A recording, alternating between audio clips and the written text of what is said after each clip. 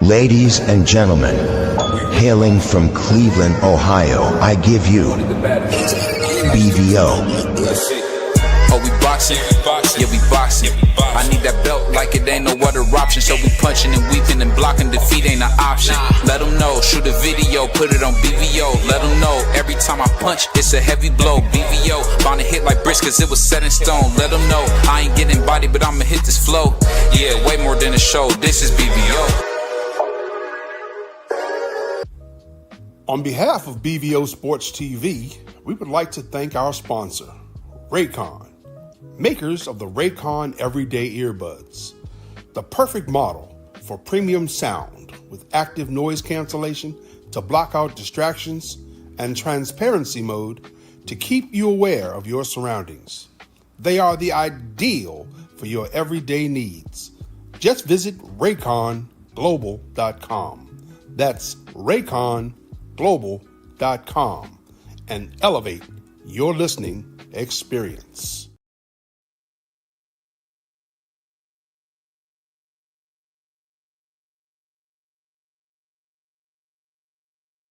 Yo, what's going on? What's going on? It's your boy BB. We in the house. We in the house. I got my favorite Puerto Rican in the house. Puerto Rican Free. What's up, brother? How you feeling? Good. What's going on with you? Hey, so we got a good show. As you guys seen, my homeboy Ishe Smith was coming through. He did a lot of hating on Jake Paul. I think he was absolutely wrong about everything he said about Jake.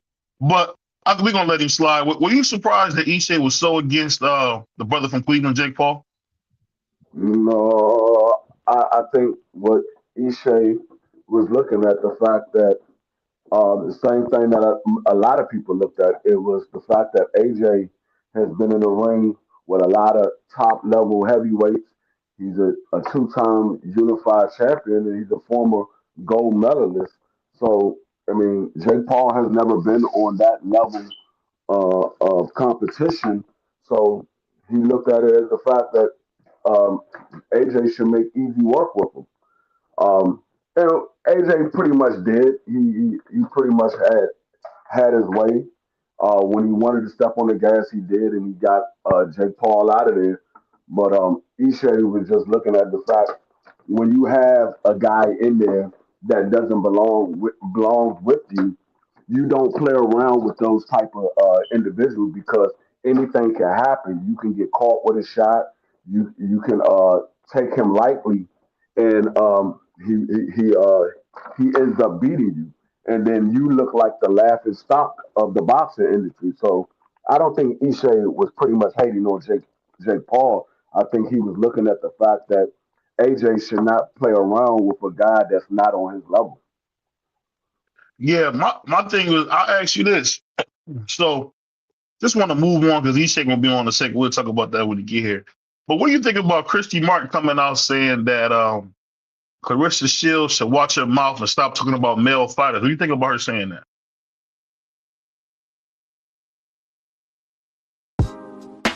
Can you hear me? Yeah, I don't know if you can you hear me? My bad. I put myself on mute. My bad. Okay. No, I believe Christy Martin is 100% right. You're a female fighter. Mm-hmm. Yes, you might be the best female fighter of your era, but that does not mean that you can beat a top level male.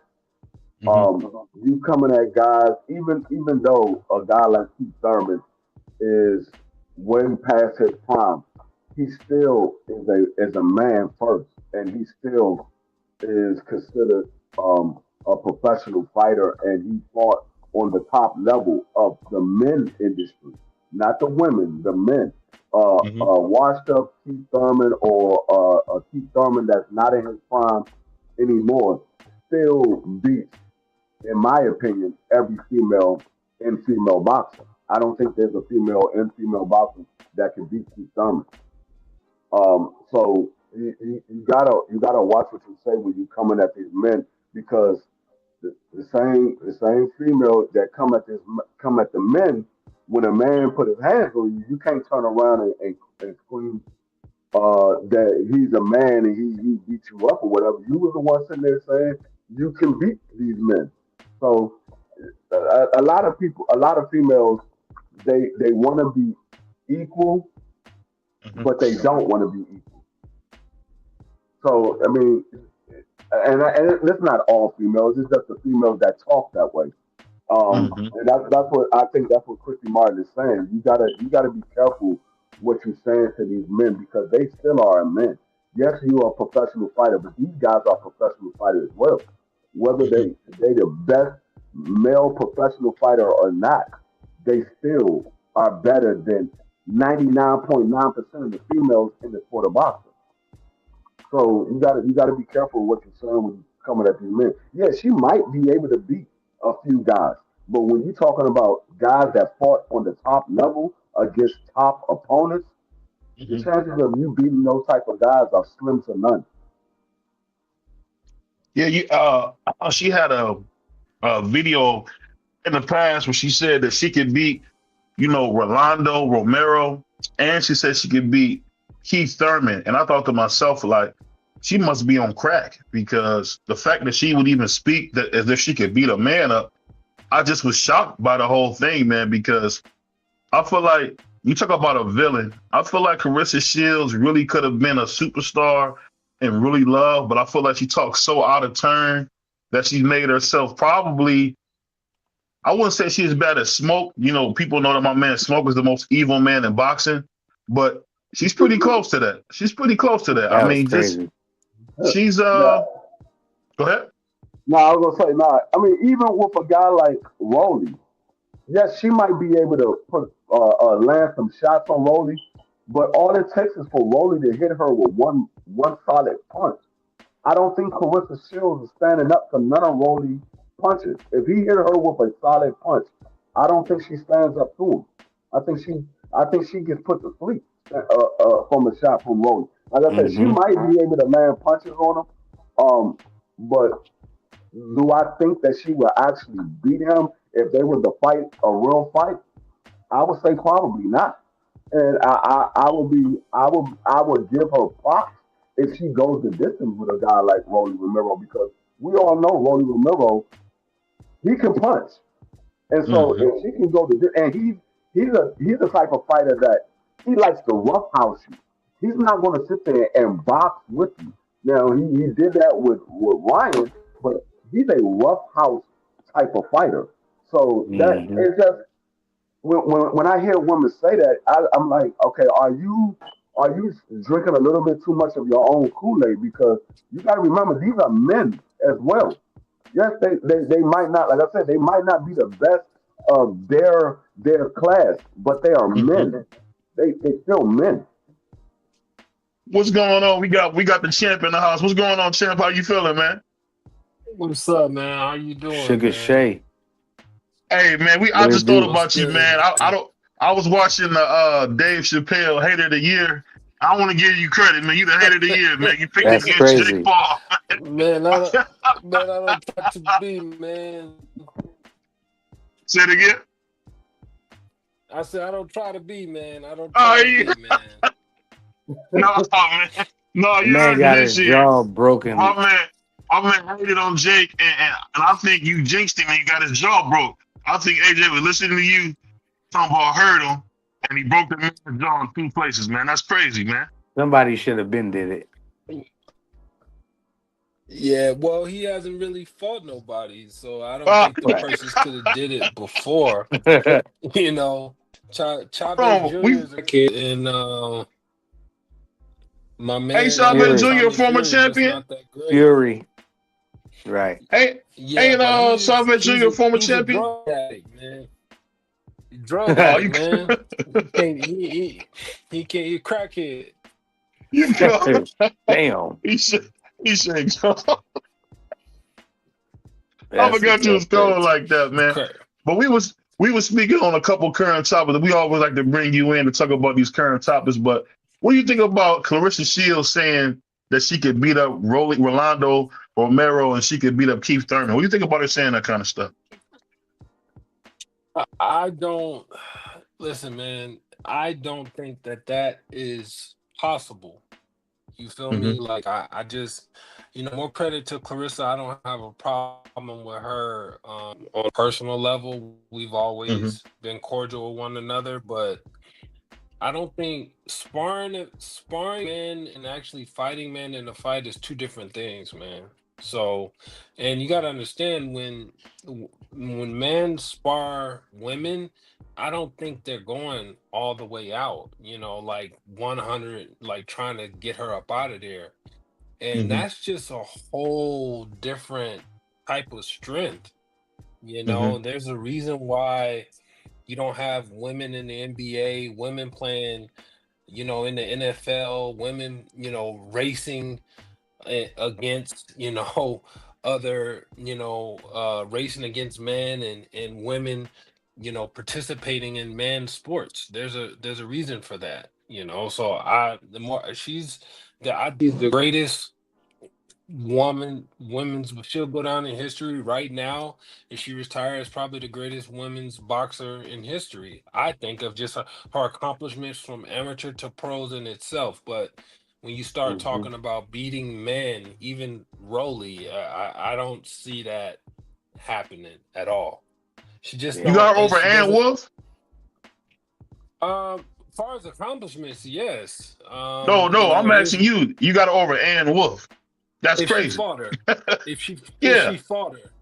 Well, it's hard to say because Wolf was dangerous, but um she didn't get the big fights that she should have had gotten. She didn't get the Layla Ali, she didn't get Christy Martin, she didn't get the one girl, Mia St. John. So she didn't get those fights. But I'm just strictly going straight off accomplishments. Nobody has accomplished more than Clarissa Shields. Even Layla Ali. Layla Ali is the most marketable woman in the history of the sport. But when it comes to like getting a bag and making money and all the stuff she's done for women's boxing, nobody has done it better than Clarissa Shields. Clarissa Shields been making money before Jake Paul came in and was getting them girls paid.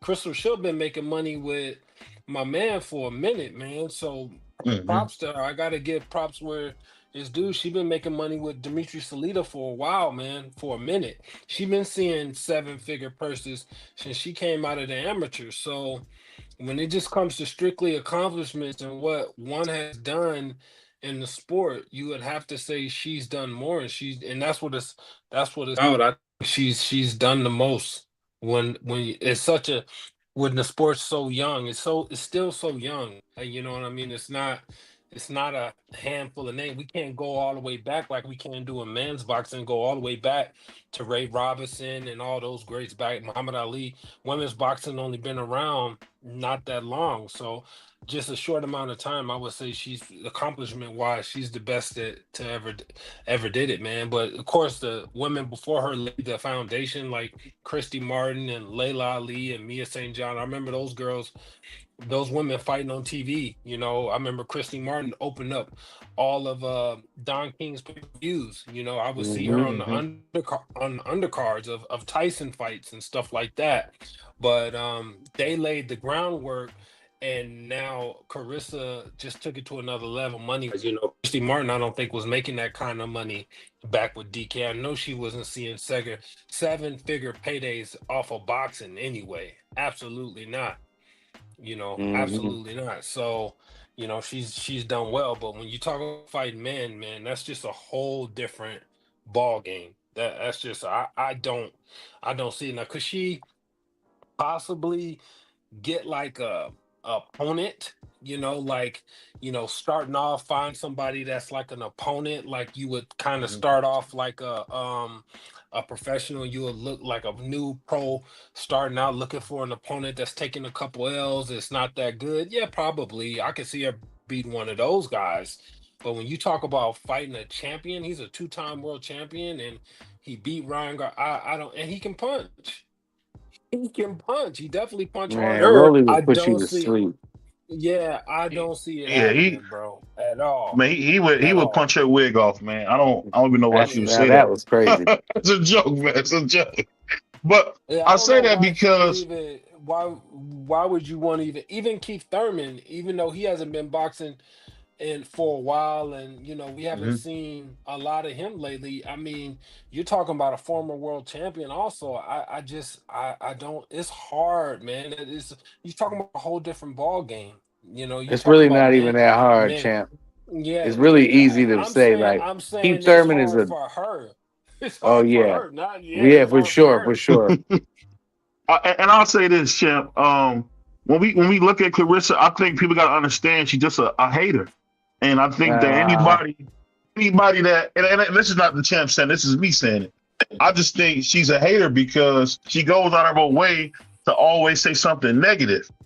And one thing I got to give you credit for, I've never seen you ever like go out there and just say stuff negative about people.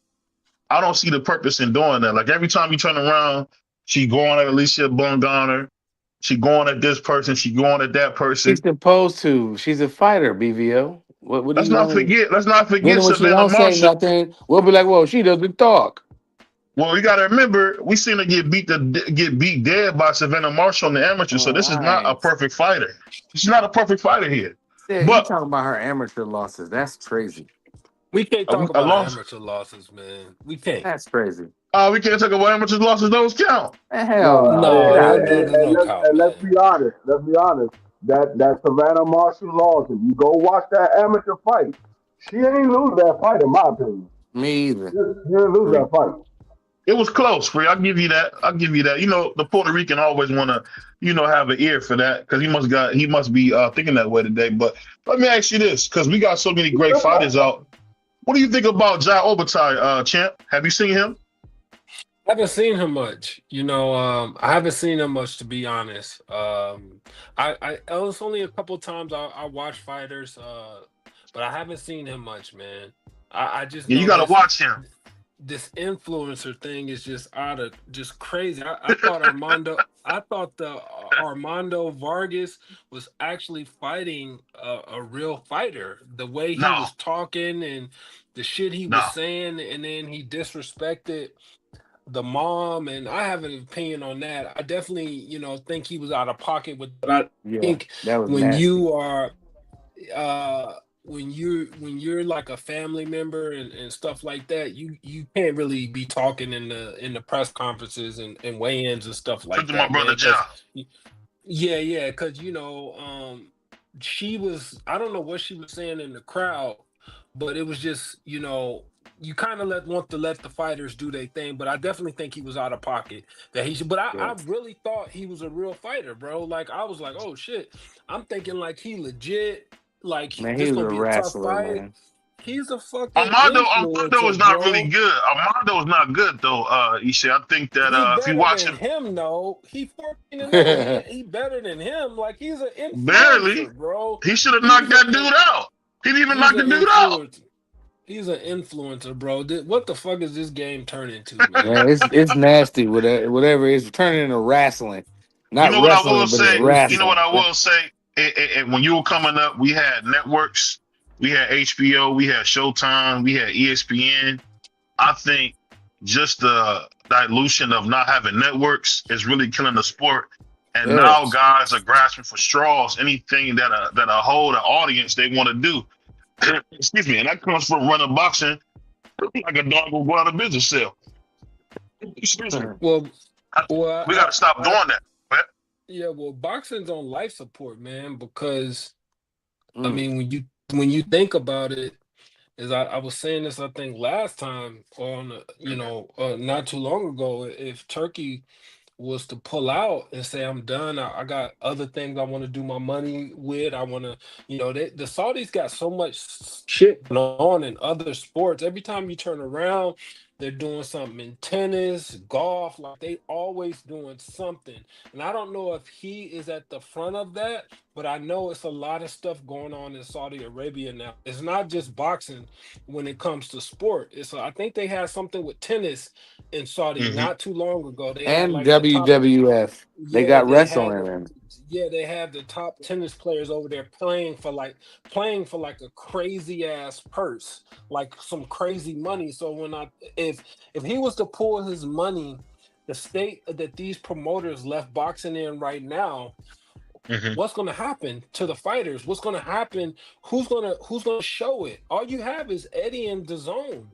I mean, but there's no more Fox Sports, there's no more HBO, there's no more Showtime, there's no more What boxing, about there's Netflix? no We got more, Netflix. there's no ESPN boxing, but Netflix ain't gonna put together little club shows, man. They only in the Yeah. market for big shows. So I remember back in the day, I could count on Friday that we was gonna get ESPN Friday night fights. I can And count during the Tuesday. summer. I could count during the summer we would get Wednesday night fights on ESPN. Hmm. Then USA Network had USA. Remember two USA? Tuesday night fights. Yeah. It's none of that no more, bro. So if these guys start packing up and pulling out and say boxing, I'm losing too much money, then what?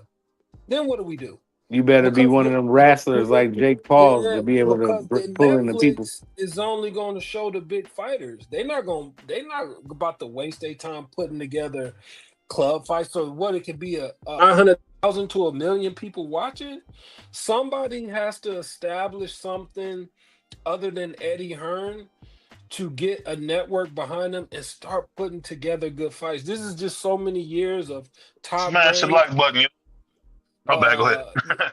this is been so many years of top rank, Don King, Golden Boy, PBC, all them not working with each other. This is what we have now. They created Jake Paul, so give them they got to pat themselves on the back and give themselves a round of applause because the constant years, the bad judging. Oh, he on this side of the street. You need to come to this side. All of that shit, not making the biggest fights. This is the state we're in right now. It's on life support, man. I hate to say it because you Yeah, look at all I hate these. when you say that, man, because I think you gotta look at, and this is what I had to do. If you look around the world, we got boxing is back.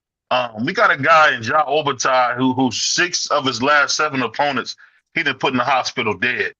Um, literally beating the life out of Is people. that He is that he the broke a man's cruiserweight? no, he's yeah cruiserweight. Yep. He broke a man's neck with a punch. Broke his neck. Oh yeah, I haven't Uh, seen him fight, but I have heard about him. But where is he from? the Netherlands, like He's Australia or right, something like right that. out of Australia. But he's Again, Yeah. somewhere in the Netherlands, in the Pacific. He's in the but Pacific somewhere. You're a who is this wild dude, man. Who is this promoter? Um, he Turkey, was ain't he? with Matchroom. He was with I Matchroom, know. but he's a I free thought agent now. I thought he's with Turkey and Eddie and all No, that. he was. Okay. He's with Turkey now, but he was with Eddie for a long time. So again, you just proved my point. Boxing is established over there. What about here? It's nothing here for us. They Nothing. turning down fights. If Turkey was to pull his money, where does that leave the American boxers? Boxing, we've always, honestly, it's always been, America's always had the best boxers, and the UK's had some great fighters too. But boxing, the money has always been in the States. It's not here Yes. no more. We don't even have TV.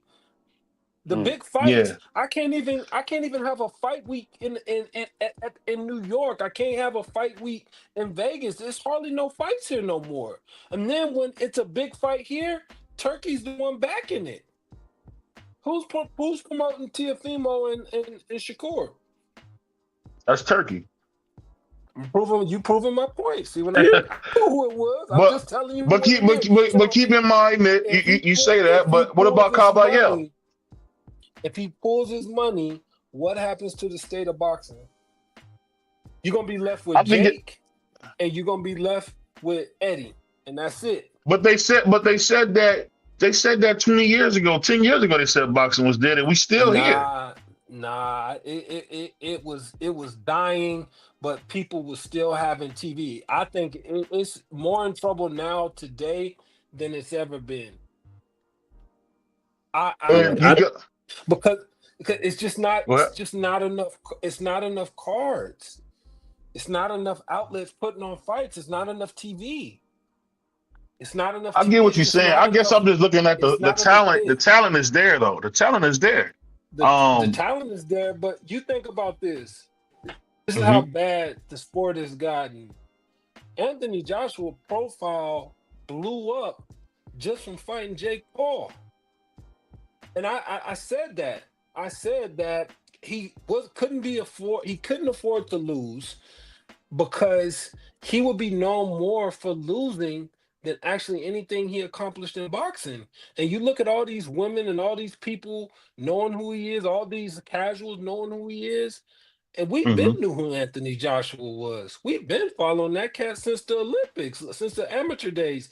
But this is the state of boxing we live in nowadays. It's just not enough television, man. It's not enough television. I would hate to be like a manager or trying to advise a fighter right now because it's got to be tough. Not even a local shows anymore.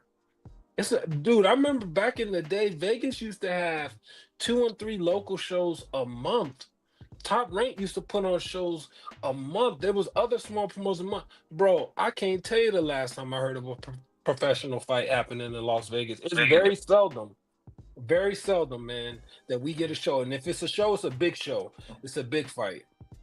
So Well, I think see, it's in danger of I, being I, dead more so than it's ever been. I'm gonna say this, champ. When you got the fighters we got now, and I think the thing I had to understand is that boxing is global. Boxing is it's not like the NFL. Is it like the NFL where it's dominant here like it used to be? No. But when I look at a guy like Anthony Joshua, who has sold 100,000 tickets in Wembley, you see you see Ja Obertai selling out where he's at. You got a guy named Caballero that's coming up. He's a monster.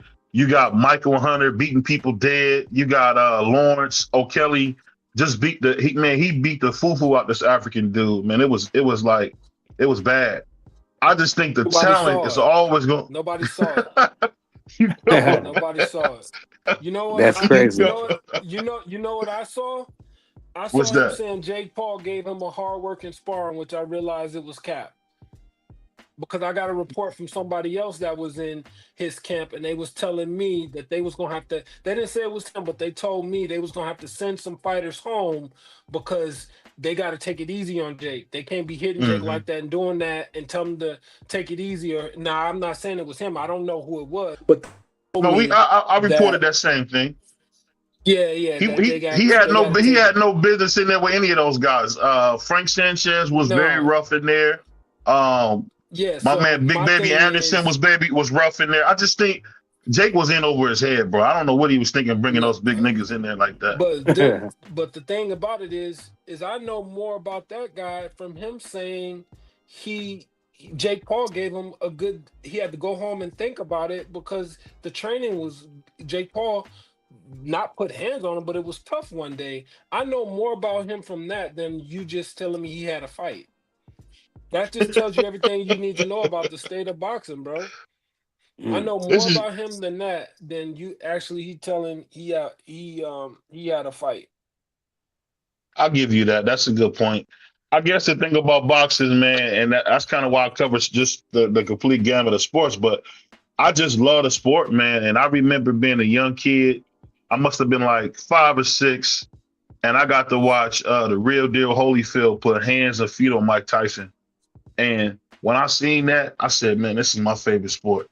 Or when I watch Ron Lyles fight George Foreman, where you see people beating each other dead. That's the part I love. Or you just see like I don't know if you seen Brian Norman. Did you see what Devin Haney did to Brian Norman? We had his eye all I over the saw place. that.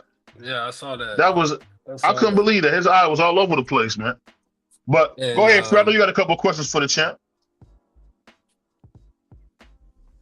You already there, free? Go ahead, Prof. Free fell down the steps, man. Go ahead, Price. Yeah, champ, man. Like, I remember, I can't remember what network it was on, but I remember you won your first world title, and I remember how excited I was, and a lot of people didn't know who you was because they didn't watch boxing like how I do. And I was trying to tell them, man, this dude, man, ain't nobody from Vegas won a belt before you. How does that feel? That's dope. That got to be dope. Cause oh man, Vegas, that like, is was where great, boxing. man. Man, I know. I remember you was crying. I was like, damn. I Yeah, felt it in my child. I was like, damn, you about to yeah, have man. me in tears. Yeah, that was That was great, dope as man. hell.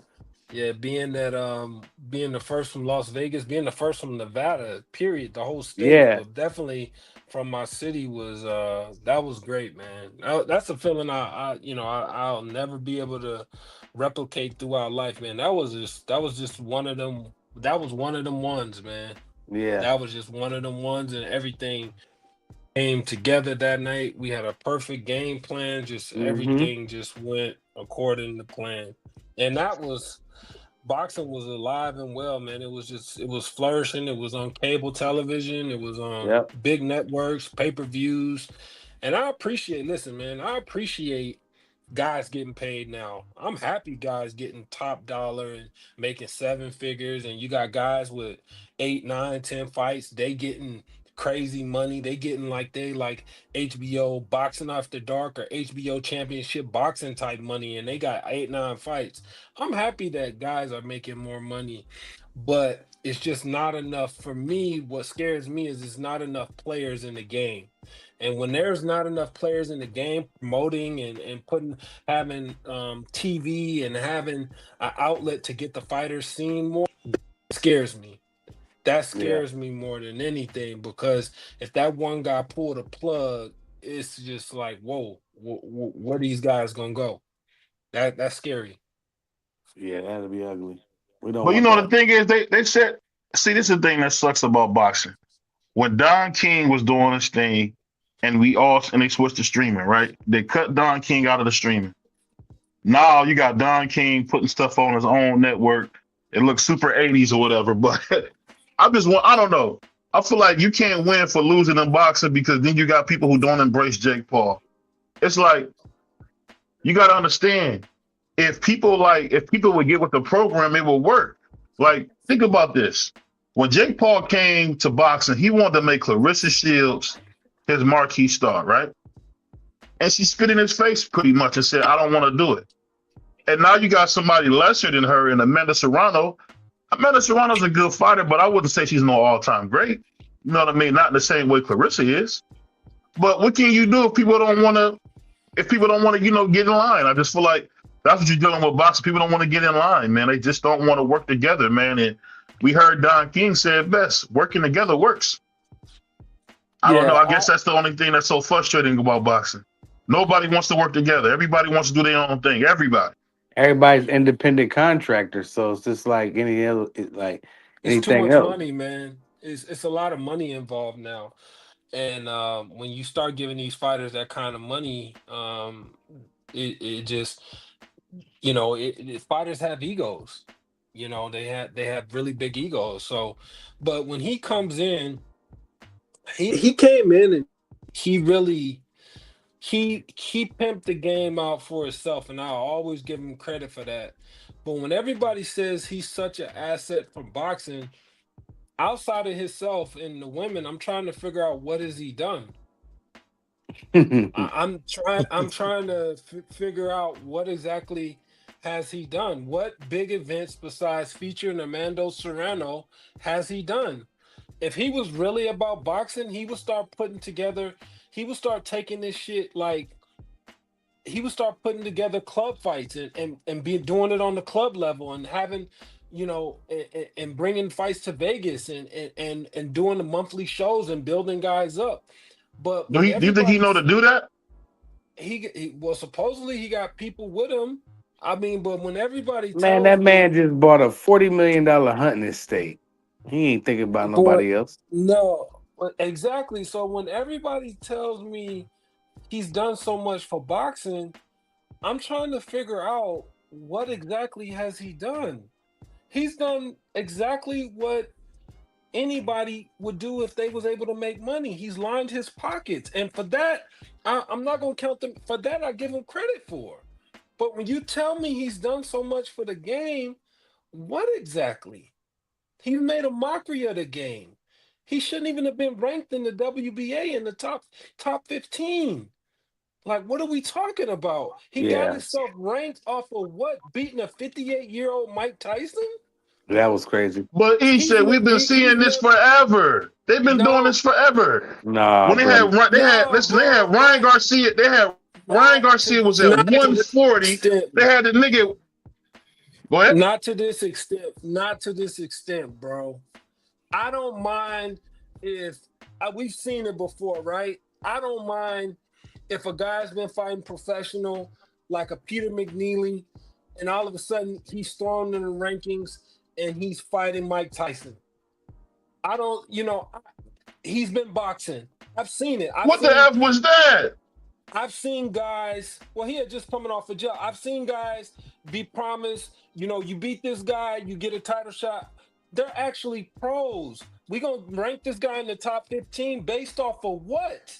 Yeah. Who is it? Who But is this he still, beat? but what? Anderson What did Silva, they? Who did they? Let me ask you Tyron this: Woodley. Come on, man.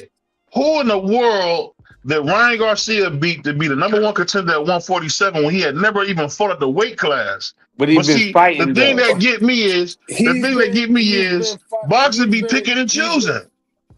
Nah, Go ahead. BBO, you got it wrong. Brian been fighting. He's been fighting.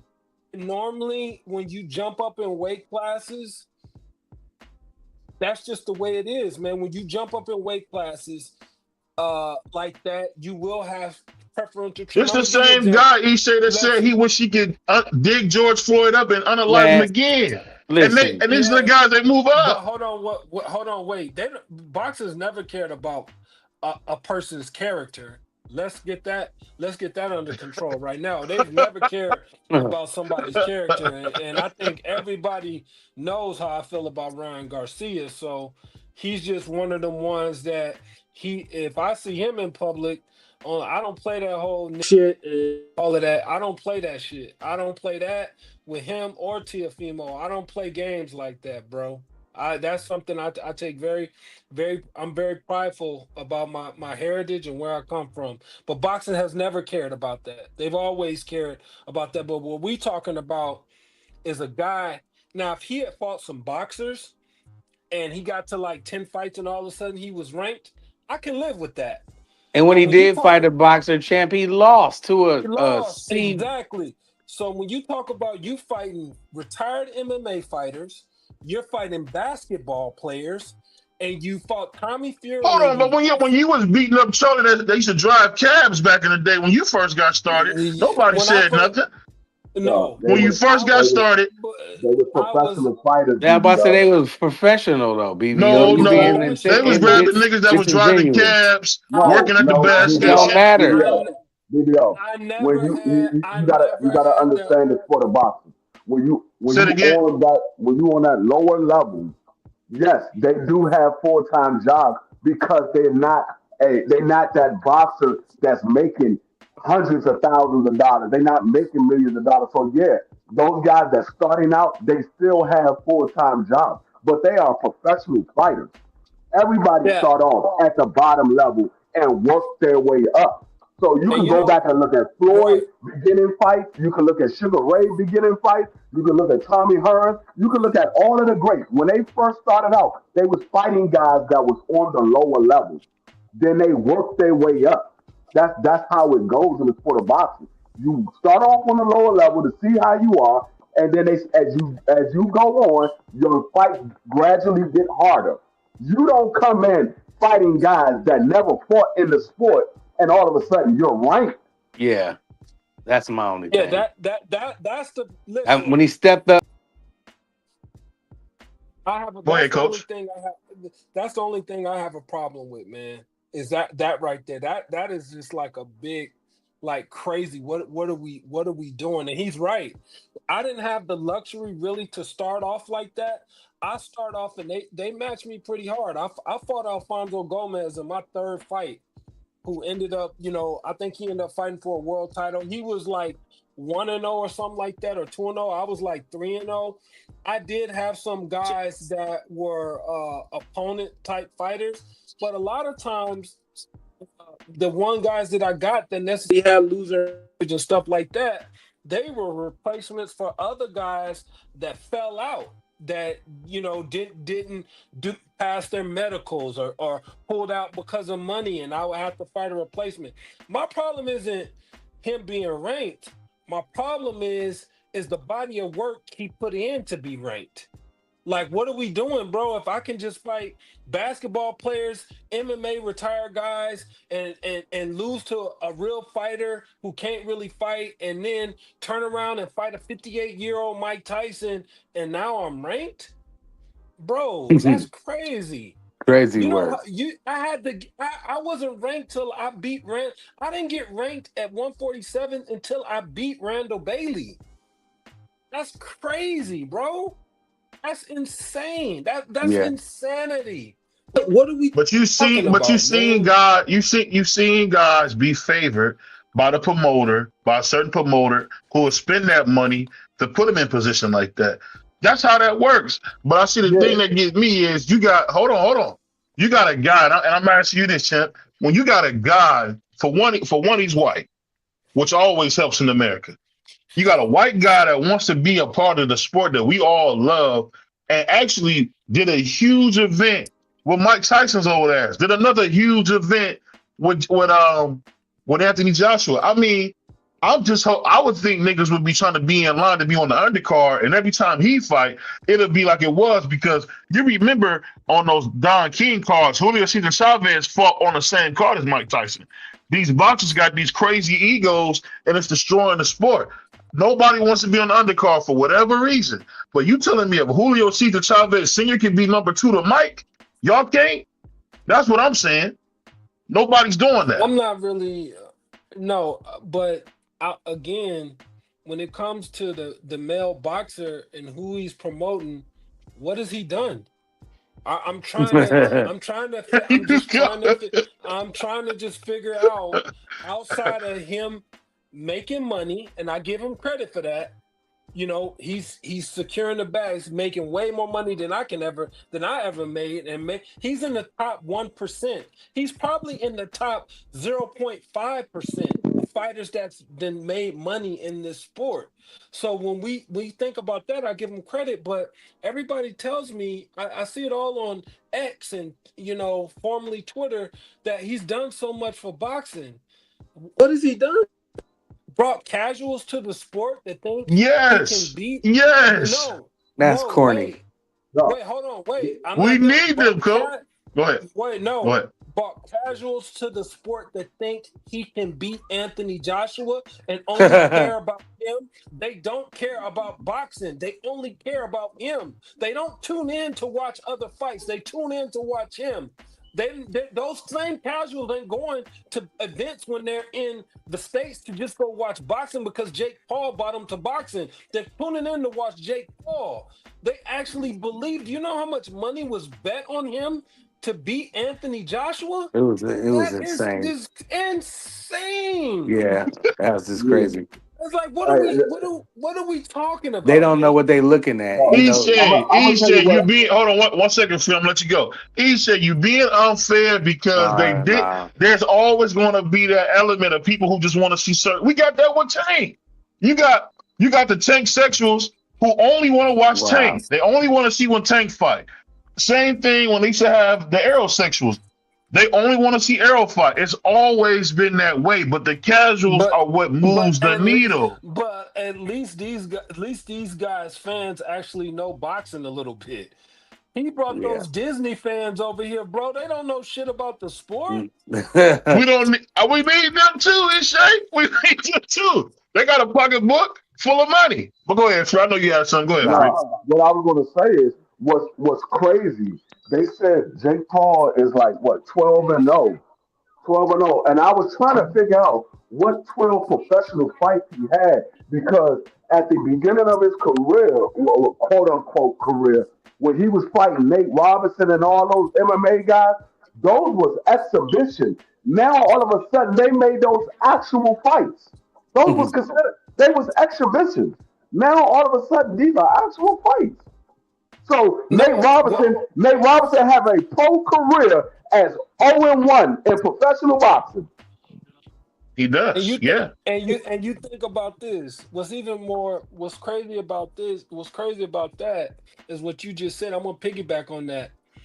Take Jake Paul out the equation. How did Mike Tyson pass a drug test? And who in their right mind is going to license a 58-year-old man who just had a health episode that had him pull out time before? They couldn't go through with the original date because Mike's health was in question.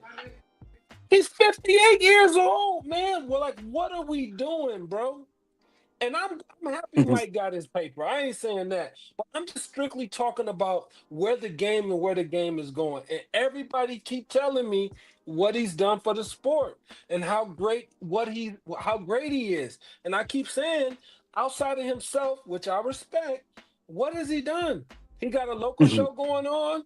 He fighting for fighters to have health insurance, a pension. What is he doing to change the game besides getting he pleaded with the WBA to get himself ranked. Whenever there's a bad story put out about him, his team goes and contacts ESPN or the Ring so those stories can get taken down. And look at them going to sue everybody that Floyd did that.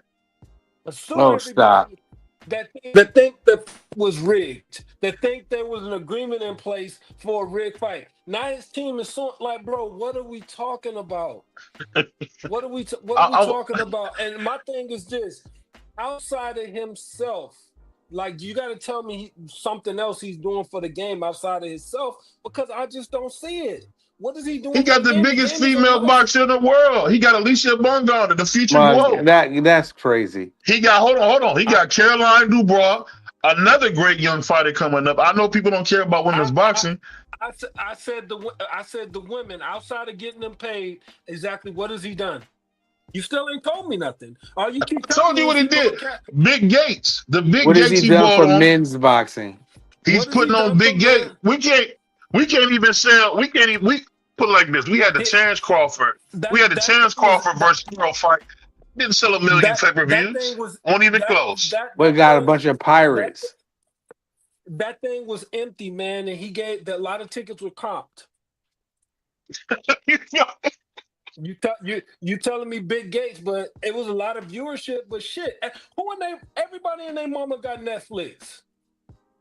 Everybody. Yeah. So if a fight's on there, you gonna watch it. I'm not. But they don't. But they don't care about boxing nowhere else. When the white boy fight. When the white boy fight, we all over. We all over the news. We everywhere. No, they only care about. I feel like if boxing had a white heavyweight champion from America, he would be the biggest nigga in the world. Oh, that is facts. That is facts because boxing has always wanted a great white height.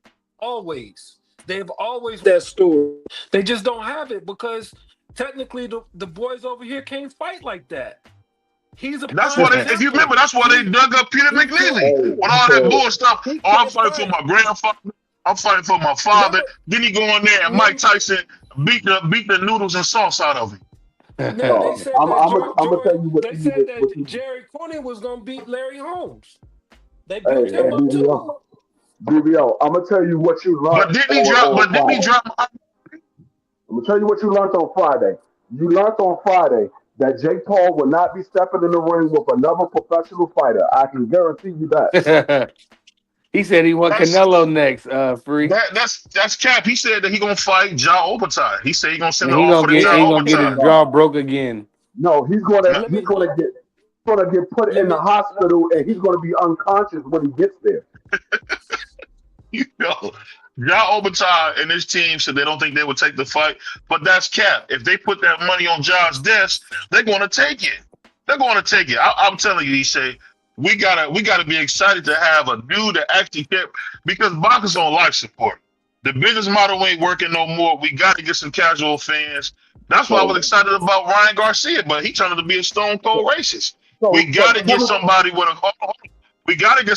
fan base to come into the sport. We got a guy like Tank Davis. What does that do for boxing though when you're not putting other you're just putting with the women he's doing a great job, but outside of himself, what is he doing for the game? The game is still shitty. You still got hope. There's no pension. There's no health insurance. There's none of that. There's nothing for the fighter. You want to change the sport? You want some credit from me? Get some of that shit in the sport. Get rid of these fucking belts that's constantly charging people, 3, 4, 5% of they fucking purse. Which is insane. With these sanctioning fees. Get rid of that shit. Get rid of these favors, which he's a part of, to get yourself ranked. Get rid of that shit. You want to impress me that way. I'm not impressed that you're a white boy, you come to the sport, you pimped it out, and you getting yourself paid because this is the state of the game. I'm not impressed by that. But everybody keep telling me, every time I say something negative about Jay, they keep telling me all the stuff he's done. What? What has he done? What? You can't make this stuff up. But money's in the game, Ishe. That's the thing that people trying to tell you. The money is there. Money was in the game before Jake came in, though. They was when the streaming started coming in, and the money just raised. The money raised. It's not the same money as it used to be. But this is the thing. There's no shortcuts in this game. It may be a shortcut from him getting paid, but there's no shortcuts to a world title. He's not beating no world champion. He's not beating no contender. Listen, I said this on X. Whoever on his team thought it was smart to fight Anthony Joshua is a fucking idiot. They told me, oh, he's a troll. He didn't really believe all the stuff he was saying about Joshua. I said he absolutely did believe it. He thought Joshua was washed. He thought if I catch Joshua with a punch that I would knock him out.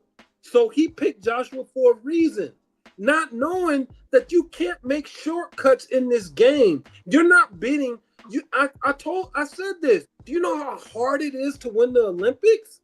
That is hard, especially when you're trying to come up out of the States. I had to go through Zab Judah, DeMarcus Corley, and other people just to make it on, David Diaz, just to make it on the Olympic team. Then I got to go fight them, all them good fighters overseas. And I'm like, bro, he won an Olympic gold. You're not beating that dude. I would have strictly told him, listen, we're not doing none of that. You're going to keep fighting the same motherfuckers we've been fighting. We're going to keep pimping them out. You can keep saying how great you are, how you want Canelo. We're going to keep milking this money and getting this money. Because at the end of the day, now look, he got a fucking broken jaw in 2 places. He had plates put in. He got teeth knocked out. So how long is that going to take? That's going to take a while to heal. And like my man said, it ain't going to be going to fight no more real fighters. Not right away. He definitely not. Whoever his marketing team was, for them to pick Joshua, who's a big heavyweight, 6'6". He's washed up. He ain't washed up. He doesn't. He's good enough. We've seen Triple D. Hold on. Let me finish. Hold on. No, I don't want to let Triple you finish. We seen Triple D go in there and beat the life out of AJ. What was y'all Come on, man. BVO, you just put your own foot in your mouth. You said, what was y'all at?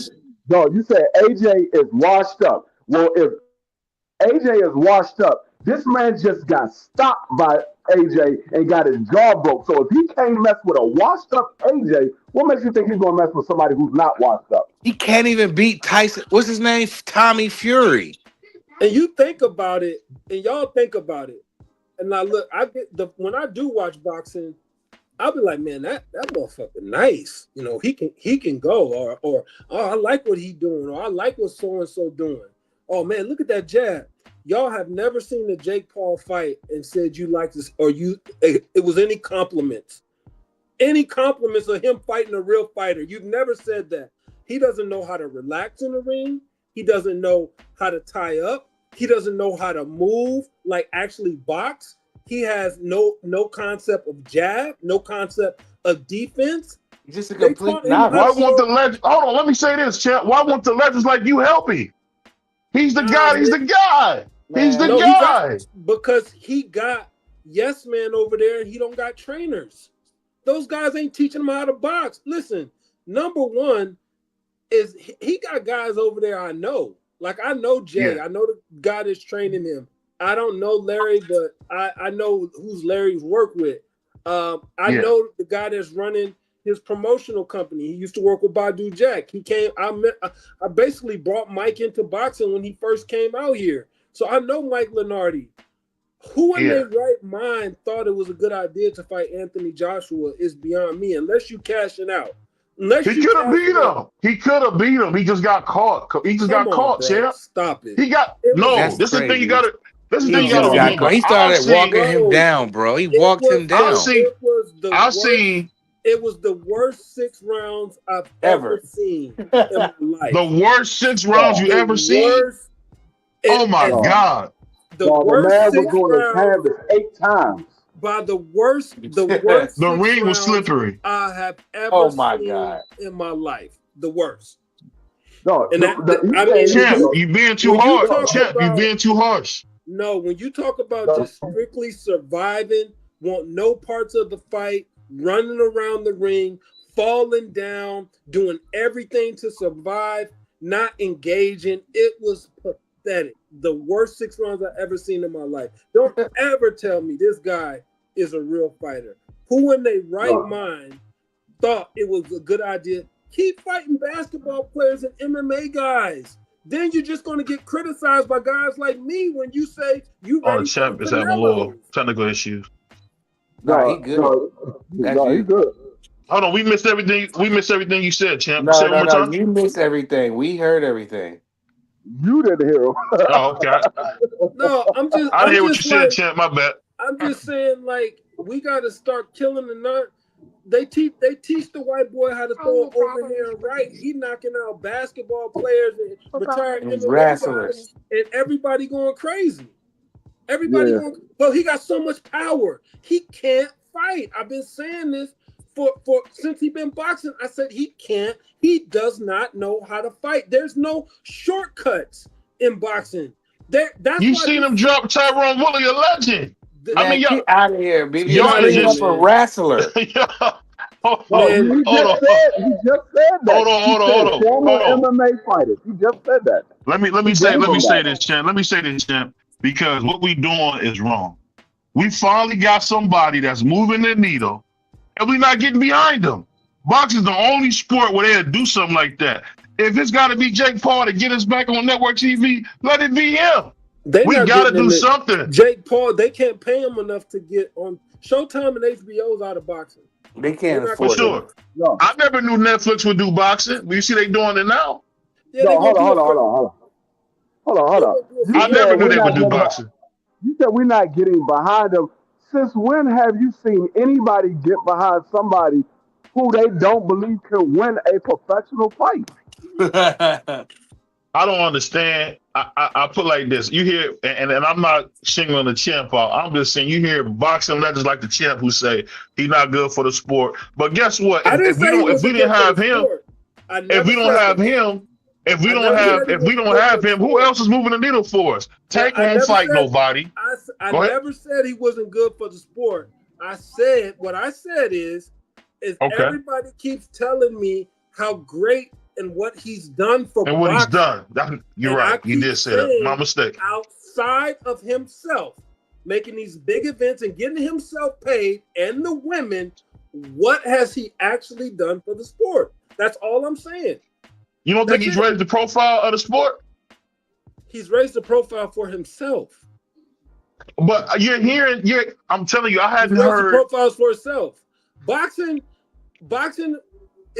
was bigger before Jake Paul. It's going to be big after Jake Paul if they do the right thing. Mike Tyson. They haven't. Mike Tyson was bigger than Jake Paul. In his heyday, Mike Tyson was huge. I'm talking about he couldn't go nowhere. He was worldwide. So when everybody keeps saying he raised the profile, how? He's raised the profile for himself. And that I give him credit. I give him credit for pimping the game, making money, and doing it for himself and getting the women that he promote paid. But outside of that, what has he done for the game? The game is on life support. The game needs help. What is he doing? I can't think of a better person. Hold on one second.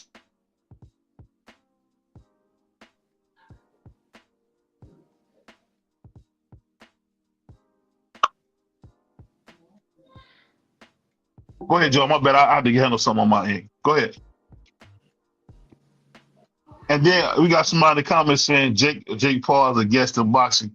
I get he is, but y'all don't think having Julio Cesar Chavez Sr. help Mike Tyson's profile? That's what you got to do, man. You got to have the legends get behind these guys, man. And until we do that, man, we're not gonna have the sport. Man, let me tell you something. When Mike Tyson, in his day, I'm talking about his day when he was the most feared man in boxing.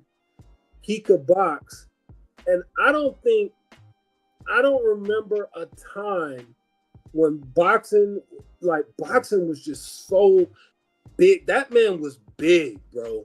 I remember I fought on Floyd's undercards and I fought at the MGM, and those events were big.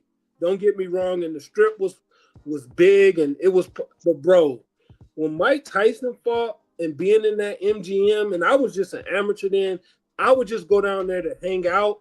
Couldn't get in, didn't have, and bro, it was 10 times bigger down there when he fought than when Mayweather fought, bro. It was just a different atmosphere. So when people keep telling me that he's done all this for the game, and I'm like, bro, boxing has been around before him. It's been big. People forget boxing was the #1 sport back in the day.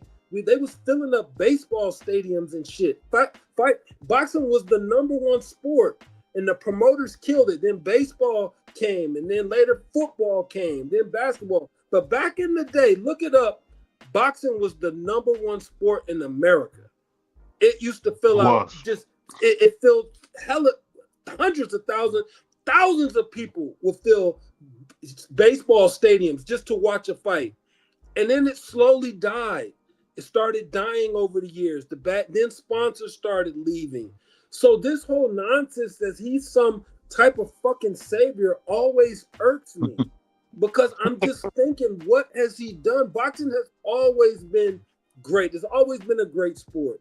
And it's unfortunate now it's on life support, but it's not on life support because of him. It's on life support because of these promoters and what they've done with network television and how there's no outlets to see free boxing anymore. I used to be able to cut on the TV and just watch boxing. Boxing used to come on the local channel, CBS, ABC, NBC. It used to just come on local TV. Now I got to have a subscription. I got to have cable. I got to buy pay-per-views. I got to have a fucking streaming app. I got to have so many things just to watch a fight. And on top of that, it's not even that many fights coming on no more. We can't even get a weekly fight no more. That's why boxing is dying. He's not saving boxing. He's lining his pockets. And I respect that. Get your money, man. Take advantage of this corrupt-ass sport. But stop telling me all the positive things he's doing for the game when the game is still fucked up. When he leaves, the game is going to be in a shitty situation more than when he came. What has he actually done? So you're making it like he's a parasite. Is that what you're saying, Champ? He a parasite?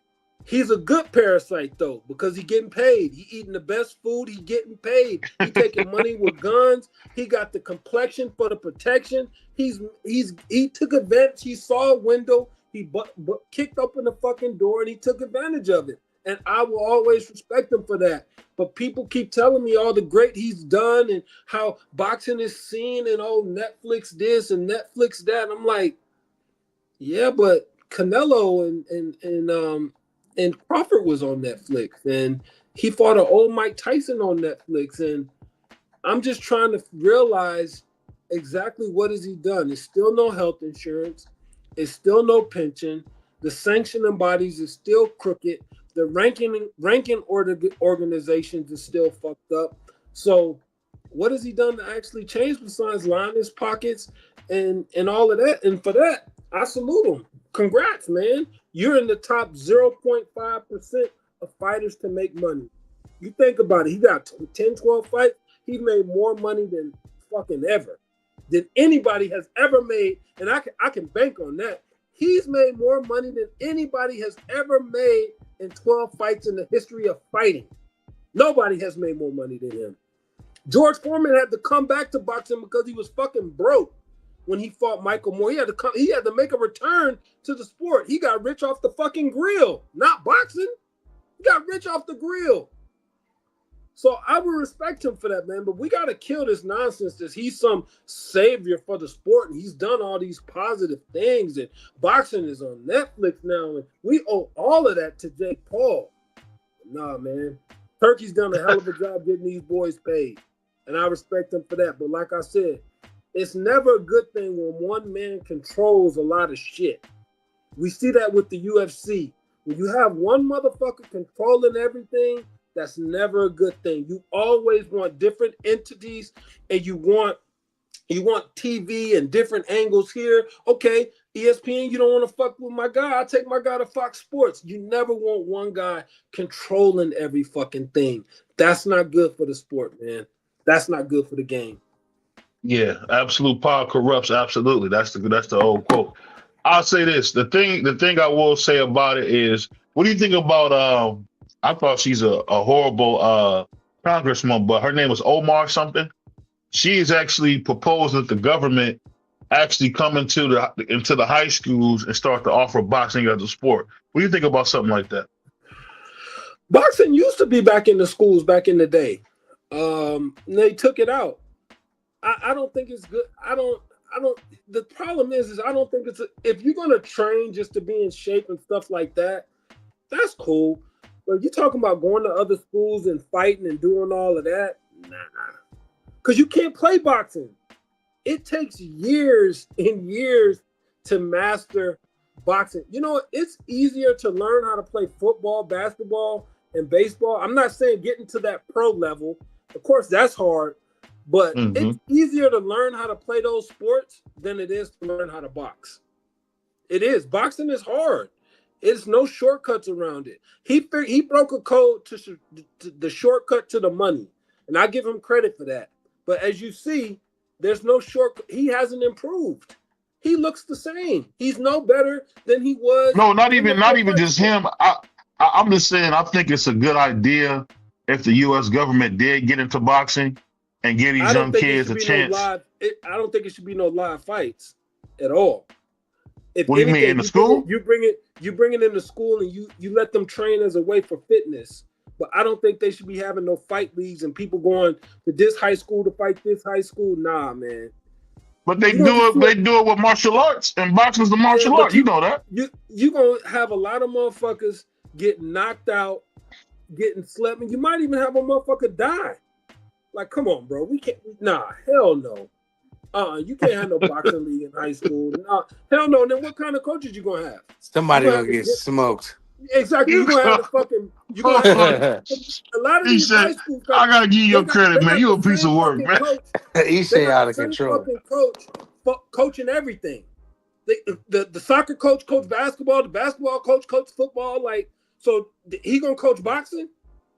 He gonna coach boxing too? Like, nah, hell no. You use that as fitness, as an after-school program for fitness. You don't use that to go have these fighting leagues and people fighting and shit, man. You can die in this game, man. You can. But that come with it. That's what come with it, Ishe. But you don't put it in school. I don't want my daughter. Now imagine this. Now my daughter is in jiu-jitsu and she's really good at it. And if I sick my daughter on who your average kid who just plays video games, bro, she gonna do that kid greasy. So you mean to tell me you want to put boxing in there? And guess what? And I'm not just saying this about her. I'm saying in general. Anybody can go to bed. Anybody can go to bed. Man. I don't want. So you want your daughter get knocked out in high school by a girl who may train, and your daughter don't train, but they got it in school? Hey, I tried to get my daughter at 4 years old. I wanted her to train boxing. Her mom said no. Right. But they don't want to get punched upside the head. It ain't because I didn't want her to do it. You a guy. Man, dudes be throwing hands for anything else. They might as well throw hands for something positive, man. Come on now. You bugging. See, I'm from the ghetto. I know you from the suburb. I'm talking about us getting that don't got nothing to do with it. You from the ghetto, you can throw hands anyway. To get to the doggone bus stop. So you telling me that wouldn't be good to see these young dudes do something other than take each other's life?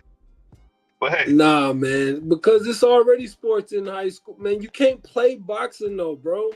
That's the thing. You can't.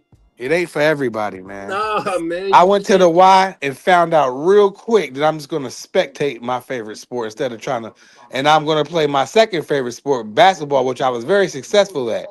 But I knew when I got in that ring, and I thought that I was because I was tough and all this and that. And when I got in the ring with some guy who been boxing for a year or two, I found out real quick. It discouraged me from going back to that gym. I was embarrassed, all kind of stuff. And I say, you know what? I'm just gonna just love the sport from the outside the ring. There's nothing wrong with that. I ain't gonna lie, DP. If we was boxing back in the day, I probably would have choked you till your eyes popped up. Man, you get out of here. I got cooked when I was in there by some golden glove kid. Yeah, I think he was in the but tournament. I see, don't know if he was a winner, but I know he was competing in it. And he taxed my ass, and I couldn't. And I wanted to hit him, but I didn't know nothing. So I'm following him around while he's moving around and just tagging me. Pop, bing, bing. Next thing you know, my but eyes no, was but all watery. you know what's funny? Nobody has a problem with seeing our young kids unalive each other at an alarming rate. But we talking about But you boxing. talking about two different things, though, bro. You talk It about goes yeah. You hand in talk about hand. two different things. It goes hand in hand, man. Come on, champ. You can't do that. You can't pick and choose, champ. You You just can't can't. pick and You can't. choose. You can't play boxing, man. Right. That's just you just can't. I mean, And half the it people that's not going to want their kids, if that was installed in middle school, I'll say 85 to 90% of the kids' parents are going to say absolutely not. I do not yeah. want my daughter getting hit in the face while I'm at work. I don't know what's going on. No, parents want to be there. And when you go to a And you boxing gym, they don't just put you right in the ring. It takes you a minute for them to say, all right, let's try sparring. You know what I'm saying? yep. It takes a hot minute. They're not And going to throw you. Going to get you cooked. They got ain't these trying to, coaches nowadays man. that'll put a person in sparring within not even training them a full month yet. They'll just That's throw them in there, back when and I was a kid, you wouldn't get in that's that ring. crazy. You better had knew somebody, and I happen to just know somebody, and it But proves you know what's funny. why You know what's it funny, don't go Ishay? work like But when that. we go into these funerals and these kids then pop each other in the face, it's okay. But when somebody say maybe we should do something like maybe have them box, that's the issue. You can't win with y'all cats, man. You can't win with y'all No, cats, man. man, There's no because winning. like I said, you got to have it as a after school program where they're learning how to box, like a fitness class. But you can't have no league where they're fighting each other, man, because God forbid if one of them kids get hit right and they get knocked out and they get bleeding on the brain and they die, what are we doing? What are we doing? Because you can't play with boxing. All it takes is one punch or a We couple done. punches. That's it. Or somebody So if that you don't know want what to, they doing, hitting you behind right, the head all crazy. yeah. So if you want to turn it into an after-school program to keep kids off the street and have like learn how to box, I'm with that in Yeah. all the schools. But if you're talking about having fight leagues and this high school compete, nah, Nah. bro. Because then you're gonna have them same cats. Oh, he beat up the partner in that boxing fight. Let's get his ass. Nah, Now they dog. gonna want to turn up in the streets. Yeah, dog. Let's take off these gloves now. No, man. Yeah. No. Just use I it don't. as an I after-school think if they're gonna program. do it, it has to be like parents got to be heavily involved. It's not going to work because I know, and I coached basketball for 6 years, and I know when it was time for me to turn my son over because I took him as far as I can go. Now it's time to play middle school, high school, all that stuff, right?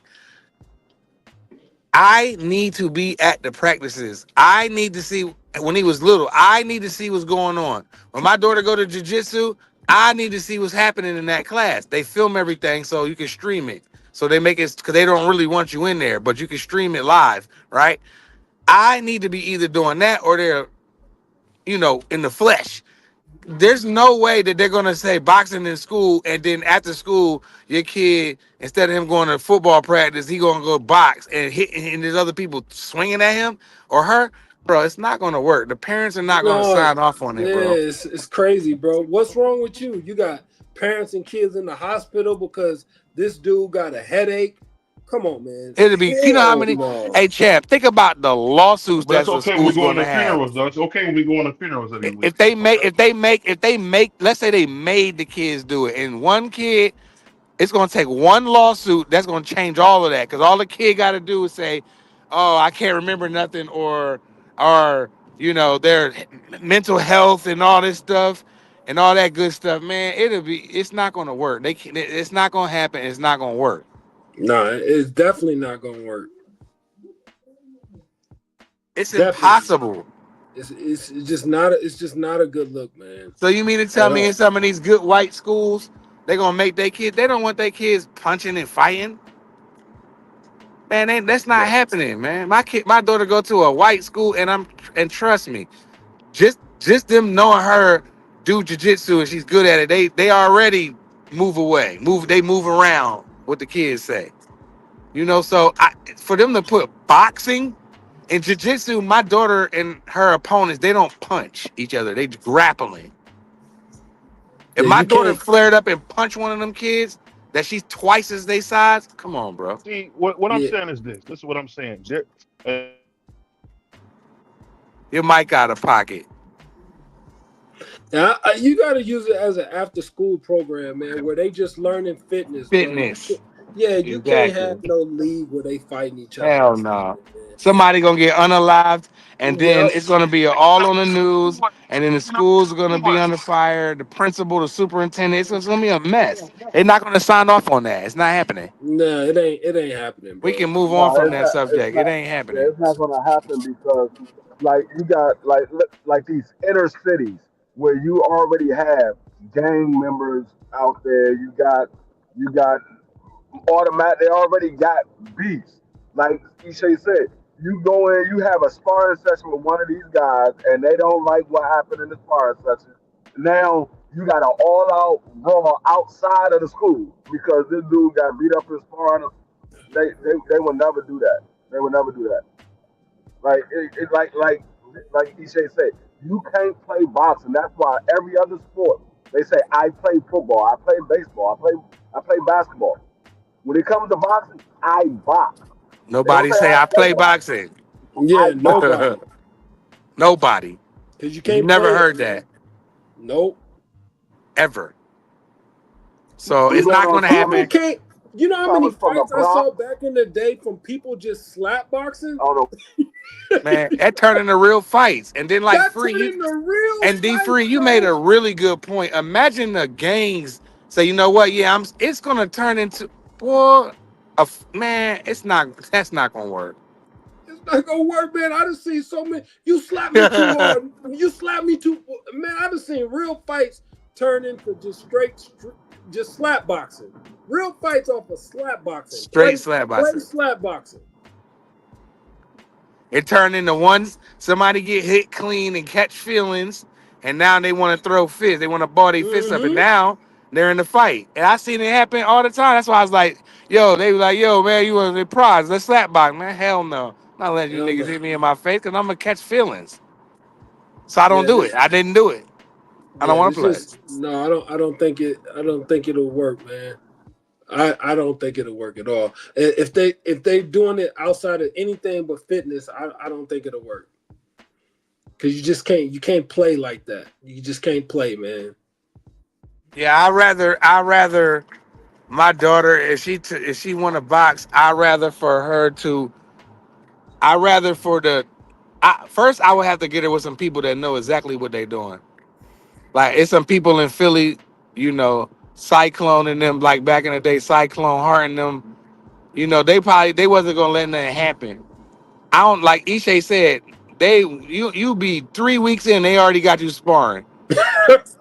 Like, like I wouldn't want that for my daughter. I want her to And learn how to hell turn no. her punches over, learn how to do a proper jab, learn how to be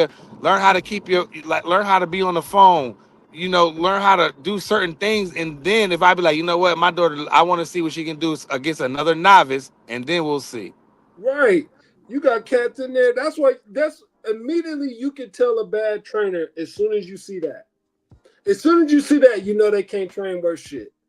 Nobody should be in that gym till they know this. Nobody should be in the ring until they know how to throw every punch properly and they know how to move around the ring, bro.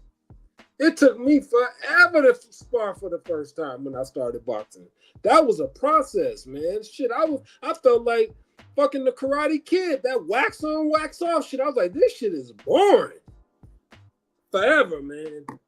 And now we're gonna give some gym teacher some pass to train boxers, train kids, and have them sparring and shit. Hell no. I definitely wouldn't want my daughter doing it, man. Like, Nah, hell no. or my Either. son. He played basketball, so he liked boxing, but he never. That's not what he wanted to do. But like What again, I you say, can't. what I say is this and shit. See, that's the part of the problem. Y'all helicopter parents, y'all don't want the kids to do nothing, but it's okay when the kids poke each other up, shoot water guns at each other. It's okay. Although if somebody get knocked out or somebody lose their life, we You gotta can find lose your something. life in boxing, especially if you don't know what the hell you're doing. You get a negative, champ. You get negative. But I get it. I get it, man. I want to see the greatest sport in the world die. I get it. Man, I in want to see. schools, this good thing. It's not a good thing in schools, though, man. You don't think that'd be good for the government to step in and put some funding in behind boxing? I think that would be great, but that's Hell no. The government being involved in any sport is not a good thing, dog. They so goddamn crooked. I don't want the government involved licensing nothing in school with a sport. Hell no. Well, we got a comment from my brother TD Sports for Ishe, and it says, "Shout out to the biggest hater known to man," and that's from TD Sports. I don't know what he means by that. Well, because I'm not on my knees sucking Jake Paul's dick. I'm sorry, I can't do it, bro. I can't. I call a spade a spade. What you want me to do? I literally gave him credit for That was crazy. I'm literally gave him credit for taking advantage of the game. I'm not hating on the money. I'm not hating on none of that. I'm propping him up. Anybody would have did the same. But when you start talking about he's great for this, he's great for that, bro, that's where you lose me. You lose me, and that conversation to me is no good. That's funny, man. Bro said I'm up on his knee. I'm not on my knee. Yeah, I'm sorry, bro. But well, there it is, TD. Yeah, I'm cool, man. The Seahawks suck, man. but let me ask you this though, man. That's crazy. If that's not the way, what would be a plan you would make if you could like have a perfect plan to bring boxing back? What could we do? I definitely think you would need outside of like this has been talked about for decades. It's never gonna happen. The pension and the health insurance and all of that. I don't think that's gonna happen. But I would try if I was promoting. I would try to get more. I would try to get boxing back into the mainstream, like a ESPN. It's going to be hard. I just think those companies left, and I don't think they're coming back. I don't. I don't think Fox Sports is coming back. I don't think none of those players, HBO, Showtime, HBO left years ago, and they ain't looked back not once. They've been gone for years. You know what I'm saying? So it's like when Floyd left HBO and went to Showtime, HBO packed up shop and said, "We out of here," and they ain't never looked back. So they've been gone before Jake Paul was even thought of about boxing. So I don't know. I think now you got all these platforms. You got streaming. I would maybe try to go to like some other streaming, like other networks, see if they want to do something. But I mean, I just don't know how lucrative it is now. You know, if you're not Turkey putting together these fights and all of that. I don't know how he's making money. So when the reports was out that he was thinking about pulling out, I think it was some reports saying that he was thinking about, and he came on the record and said, no, those were untrue.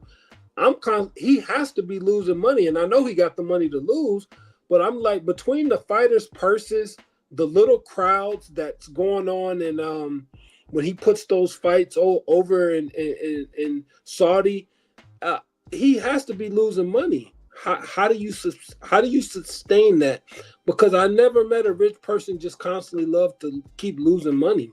So what will frighten me more than anything is that one day he pulls out. But I don't know why he has fights over there anyway, because I just think that works against all the interest. You want to raise boxing and do a good thing, man.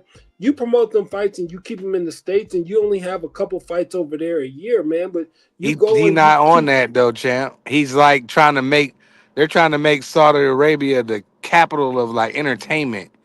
You know what I mean? see that Sports and entertainment. That's why the wrestling, you see the that's such a bad WWE. yeah, that's such a bad look because at the end of the day, if I'm the you know who hurts when he does that? The fans. They hurt because I remember what fight week was like in like a New York or Jersey or Vegas, and interacting with the fans and all of that. Bro, have y'all seen some of those crowds over there? How do you even like? My friends couldn't even come watch me box. They got to fly 17 goddamn hours just to go over there. Then it's so many rules and you enter in a different country. Like the fans miss out. There's no women in the crowd, hardly any women because of their beliefs and what they believe. And I respect their heritage and their religion and what they believe. So the fans are missing out. That it's just such a bad look, man. It really is. I think, and that's what worries me about it. That's what worries me about the game more than anything, is because you got one man pulling the train, one man pulling all the strings, and when you have that, that's dangerous, man. That is dangerous. Top Rank ain't even got a network deal right now. They don't got a network deal. I don't think PBC got a network deal. So that's dangerous for me. That's crazy. When you got one man putting together the big fights and the big fights somehow keep landing in Saudi Arabia, that's rough, man. Then when I And the say life fighters support, got to that's what get it is. used to like how Dev had to go over there and get used to, Exactly. and Brian, they both got to go over there, out of their element and get used to the time change and all of that, and get used to certain things. Like I don't really care for it, but one of the brothers asked me, I can't remember which brother it was. It was a coach, I believe. He asked me how many fights I ever been to, Floyd Mayweather, and I told him one. He's like, see what I'm saying? So you're gonna watch it. It's more than likely you watch it on TV anyway. But I get deeper with it. I be like, damn, but I be like, I don't feel like it's even like be like normally like when the fights in Vegas, New York, whatever, Cali, you know, it's easy to get used to that time change. But when you stepping over there and you gotta move a certain way, you can't say certain things. It ain't, man. I just don't feel like they benefit. I mean, you got to be really dedicated, man. If you just think you're gonna come over there and do whatever, it's not gonna happen, bro. Yeah, and I remember I used to be so hyped because before it was De La Hoya fighting on the Mexican holidays, right? Yeah. Then it was like Floyd fighting on the Mexican holidays. He became the superstar. And then it was Canelo fighting on the Mexican holidays. And now they like those days don't even matter. Cinco de Mayo, May, and then the one in September, I think the Heritage or whatever Mexican Independence. Independence Day. Yeah, Yeah. like bro, those are dead now. Like those were like big fight. You can expect the biggest fights on those 2 days from the biggest star in boxing. So those days are dead now. Yeah, it's sad. You think of Man, like he's so negative. Man, he's so Boxing negative, shifts. champ. Boxing shifted to the Middle East, all crazy on us. no, it's not. It's not negative. It's just you got to be happy the fighters are getting money, but you just like I say, Kanye said it best, man. You can't give one man all that damn power, No, and that's why when we you gotta when protect you like Hold on, yeah, pro one box. second. Let me do this. I got my guy here, man. He's a conspiracy theorist. but one of my favorite people to hear, man. Shout out to my man Pittsburgh. Pittsburgh, go ahead. Salute to you fellas. I slightly disagree with y'all. As far as the boxing in schools, I think there's a place for that. I think if we can put little boys in dresses and put tampons in the bathroom, it's nothing wrong with that. Obviously, a lot of parents aren't going to agree with that, and there's going to be some that do. Just like when the CTE thing came out with football, a lot of parents took their kids out of football. That's on an individual basis. I don't see nothing wrong with it because it goes to the nature of boys being boys. Boys are going to fight no matter what. The gang stuff, that happens at the basketball games. That happens at the football games they betting. That happens at the track meets. They on the side betting on the track meets. And gunplay happen. Like, you're not going to stop certain things from happening no matter what. So I don't really see that much of a problem with it. That's on an individual basis, and that's for parents to decide. But I would think that option should be available. As far as Jake Paul is concerned, I think like the business of boxing itself is changing, and unfortunately, it seems like we just so resistant to fight it, and I just don't get it because there's no money in boxing. Like, so we can't keep romanticizing about old boxing. That ain't coming back. It's gone. It's never coming back. It's going to keep changing. It's going to keep shifting. We just seen Warner Brothers, which on HBO, sell to Netflix. Nobody would ever thought that would ever happen. So like we've seen major shifts in this stuff. So I don't know exactly what it's going to look like, but it has to change. And I think unfortunately people say they won't change until the change comes. They want to cultivate the change. You can't cultivate the change. It's just going to come. So I would just rest there. Well, I don't. The thing about women and I don't agree with that either. And I don't agree with boys wanting to dress up as girls, and I mean that's just not something. The world is messed up. I don't agree with that either. You know, I don't agree with none of that. I don't agree with a boy going to the women's bathroom. I don't agree with a boy identifying as a woman, especially when you're a child. I don't agree with none of that. You know, I don't agree with that. And I definitely don't agree with no kids fighting each other in no fighting league because you can't play boxing. I've seen people, I had a kid I used to spar with as an amateur. He was a good friend of mine. And he went and sparred a pro. He went and sparred a pro that was in town to make a little money, and he ended up dying from that. Man. That was very hard because I was only like 17, 16 years old, and he died. He had an aneurysm on the brain, and he passed away. I was at the Levander Johnson fight when he fought, I think, Jesus Chavez. Me and my ex-wife was there.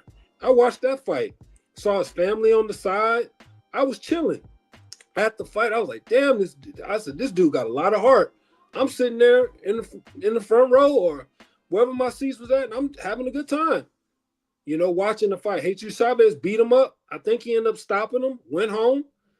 You know, later the next day, found out he died, passed away from his injuries in the fight. You can't play boxing, man.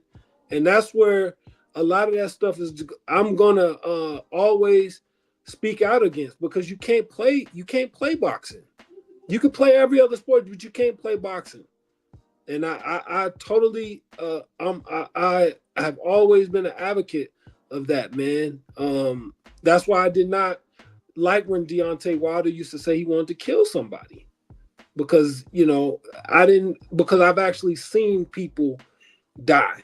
You know, I've seen boxers pass away. So now we're gonna put gloves on kids who don't know how to fight and match them up and have them fight each other. That's crazy, because all it takes is one hit, man. Look what happened to Pritchard Cologne. He was a prospect. Very good prospect. What happened to him? Yeah, but isn't that in every sport, though? Isn't there somebody being unallowed in every sport? Just about. Nah, man. Not. I'm talking about high school. High school level has bad coaches all the way around in every sport. They got horrible coaches, and then we're not even touching Pop Warner.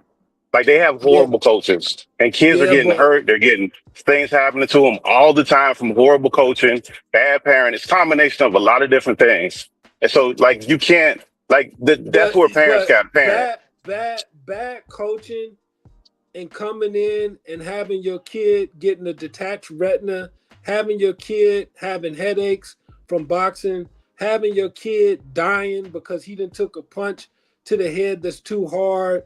That those are now we're talking about uh we're talking about a whole different aspect of injuries. When you talking about bad coaching, this kid then blew out an ACL or blew out a knee, that's totally different than boxing, because you can play all those sports. You can't really play boxing, man. And when you get in there and somebody hit you a little bit too hard, or you go home, you can't see out of one eye, somebody didn't attach your eye, now you got bad eyesight, for now you got to go get your retina reattached. That's just, you can't. And then so much things that come with boxing. It's so many tests and all that you got to take.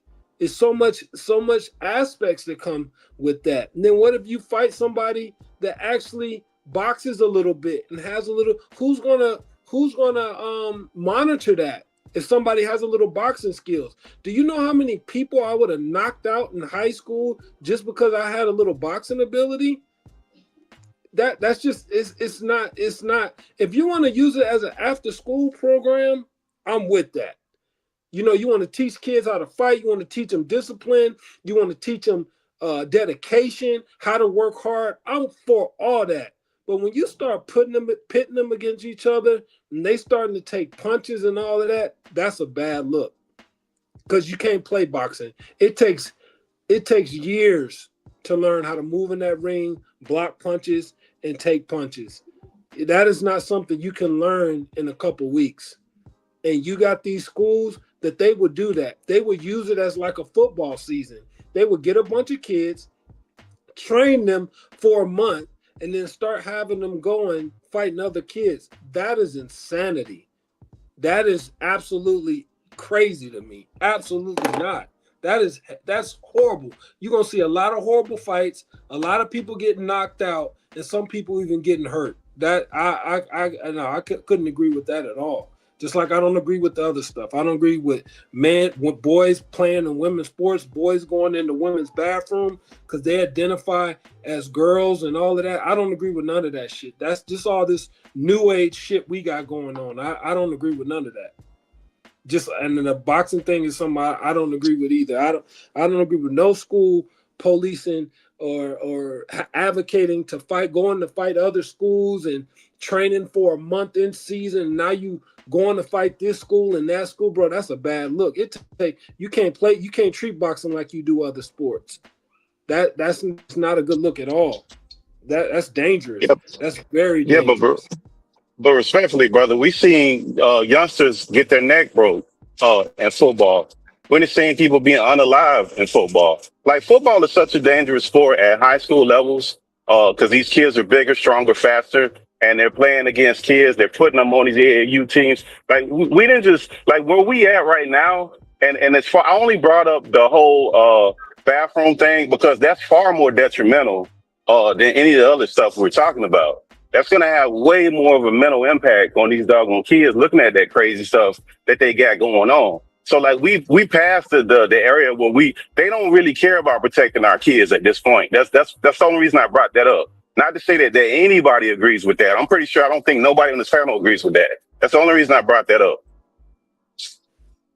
Yeah, I think the injuries that will come with kids not knowing how to box will be way more prevalent than people learning how to play football.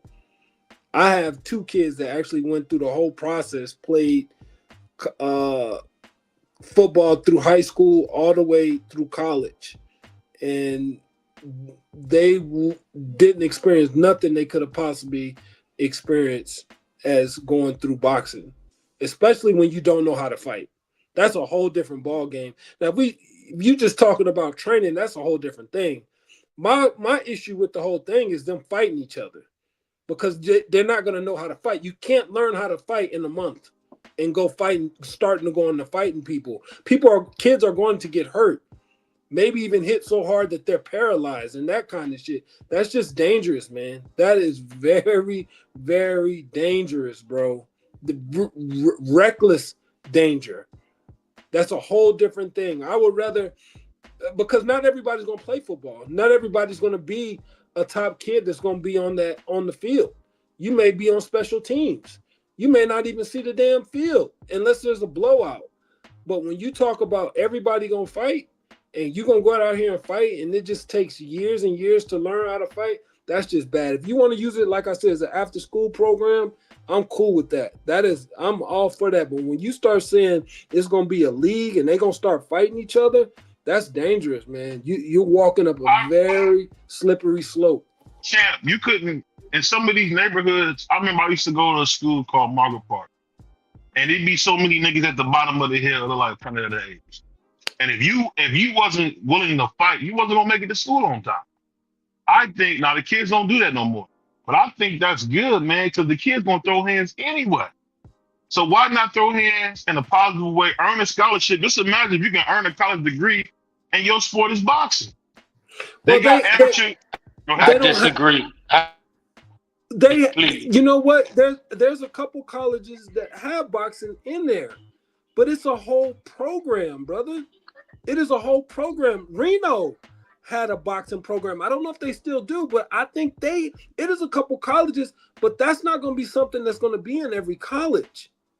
But there is boxing programs in some colleges, but I don't think they'll be able to earn scholarships because of the Title 9 or however that goes. I don't think they'll be able to earn scholarships in it, but I know for a fact Reno had boxing at that university because I knew the coach, and I used to go when I would go up there sometimes for camp. I used to go watch their fights, the amateur fights. And the guy that was on the contender with me, Joey Gilbert, he fought for the Reno boxing team. That's where I first saw him. He fought for the Reno, Nevada boxing. That's a D1. That's a D1 college. So I just think when you put it in high schools, it's a bad look. It used to be in schools. It's a reason they took it out. It used to be in some schools back in the day. Look it up. It is a reason they took it out of the schools, man. Tim, I gotta say this, man. This is a sick Negro. Yeah, say that, man. I just think of it, it's just so much that it could do for kids to box instead of picking up that weapon, man. I mean, I don't know. I've seen so many kids, not even make it to adulthood. And if they was boxing, they probably could have did something else. Because everybody saying play football, but most people can use their hands and throw them.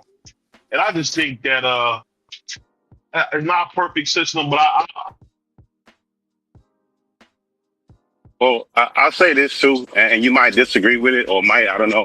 But every parent I know who puts their kids in some type of combat sports, be it jujitsu, be it karate, be it whatever discipline you want, those kids are a lot calmer. They're less aggressive. They're more disciplined if they're actually in those programs. That probably goes to what you're saying. But I would say that, like, the idea that it's not completely in there, I don't agree with that, because what we're doing is we're going into the extreme of it has to be all of these things. But when we really look at it, there's not a lot of boxing gyms in most cities. It's just not. Very, very few all over America. There's more of these UFC type things going on and karate things going on right about now. So I think that anything can be done in a correct way.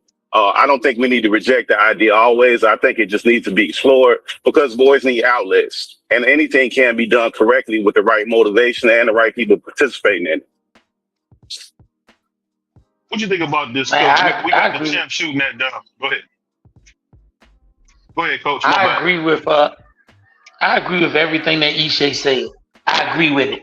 One of the things that I noticed when it comes to boxing, and Ishe was right. Many years ago when we were young, the top kids who went to college, they used to go to Marquette, Michigan to box. Those weren't your regular guys. That wasn't no pick it up on the weekend. Them was full-fledged boxers. By the time they got to Marquette, They was on the U.S. national team. They was punishing stuff. They was punishing. And to me, if you put boxing inside of a high school, one of the problems is in most places, you just can't arbitrarily volunteer. You have to have maybe they want you to have a college degree. They want you to have certain things that a lot of the boxing coaches who are the qualified coaches won't be able to do. It could be a football coach that's using it just to keep his boys in shape in the off season. And when you got an unqualified coach teaching kids how to fight, most of them getting it from YouTube. And they're going to get it. And then you take that same kid that's doing that in school and you made him confident to compete because his football coach told him he's a good fighter, he's tough. And you put him in there with a kid who really training at a gym every day after school. You don't see this kid. He going to tournaments. He doing this. 9 out of 10 times, and you got that rare exception, that kid that been trained every day by a qualified coach, he gonna hurt that kid. And you talking about the high school level? I use my son. At 13, my son was hurting people. He was really hurting people. So I couldn't imagine him sparring with a kid or fighting a kid that do it for 3 months out of the year when the football season ain't in. He don't do it at all in the summer. Then you talk about his high school gonna compete against my son's high school, and my son just so happened to say, hey, I'm also gonna fight for my high school. Once one of them, it's always fun, and it's always a lot of shits and giggles until one of them kids get hit with something and he don't stand back up. Whether he just unconscious for a brief time or he took a severe injury, and then that's when every parent was saying, well, who was qualified to make this decision? They never say that you signed a permission slip for it. And then when I think about the pro boxers that I know, the vast majority of pro boxers I know after their career, if their kid want to be a fighter, that's what their kid chose. But they don't push fighting on them. The kids that I see get pushed fighting on them more than anything is a parent that ain't never been hit upside the head. Man, you got to be tough. You got to be this. And when you ask that parent, did you box, play football, UFC, anything? Nah, I ain't had the time to. But if I did, I would have. No, you don't. No, you wouldn't. And I tell a lot of parents, I've been that one that told them when I see them pushing their kid to box, do me a favor. Come in here and spar with one of my teenagers. Because if you as a parent won't get in there and spar because he get to putting that thing on your ass in 40 seconds, how in the world you going to encourage your son to be brave enough to take that same ass whooping that you refuse to take?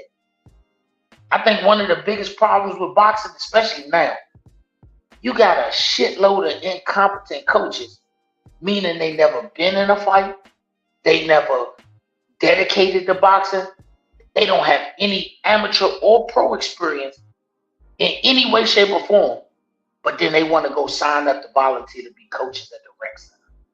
I still don't understand how that works.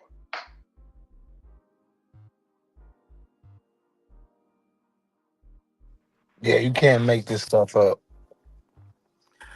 Like you said, all it's gonna do is take for one kid that think he can do it, and then something bad happen. You're gonna have lawsuits. You're gonna have the news. It's not a good look, man. They took it out of schools for a reason. So, But I'll say this. My bad, part. I'll say this. No, that's all good. I was talking on mute. Coach is rough as usual because Coach came around, grew up around boxing savants who showed him the whole game. It's hard to do that. If you want to be in boxing, it's hard to get in there. The threshold might be low, but we heard Uncle Stitch, we heard everybody tell you that nobody wants to teach anybody how to get into it. So if you a young coach who love boxing, if you like a Ben Davison who never boxed, if it wasn't for Tyson Fury, Ben Davison would have never got his chance. We got to remember that. He would have never got his chance. Tyson Fury met Ben Davison on the internet. I don't know what internet site, but he met him on the internet. And Ben Davison is one of the best coaches in the freaking world. It's just hard to get the chance, man. And I think it's unfair when people who in the actual ecosystem criticize those that want to be in the system. It's hard to get in there. I'm trying to get in there. I don't criticize the system. Let me say this. I don't criticize the system. This is what I criticize.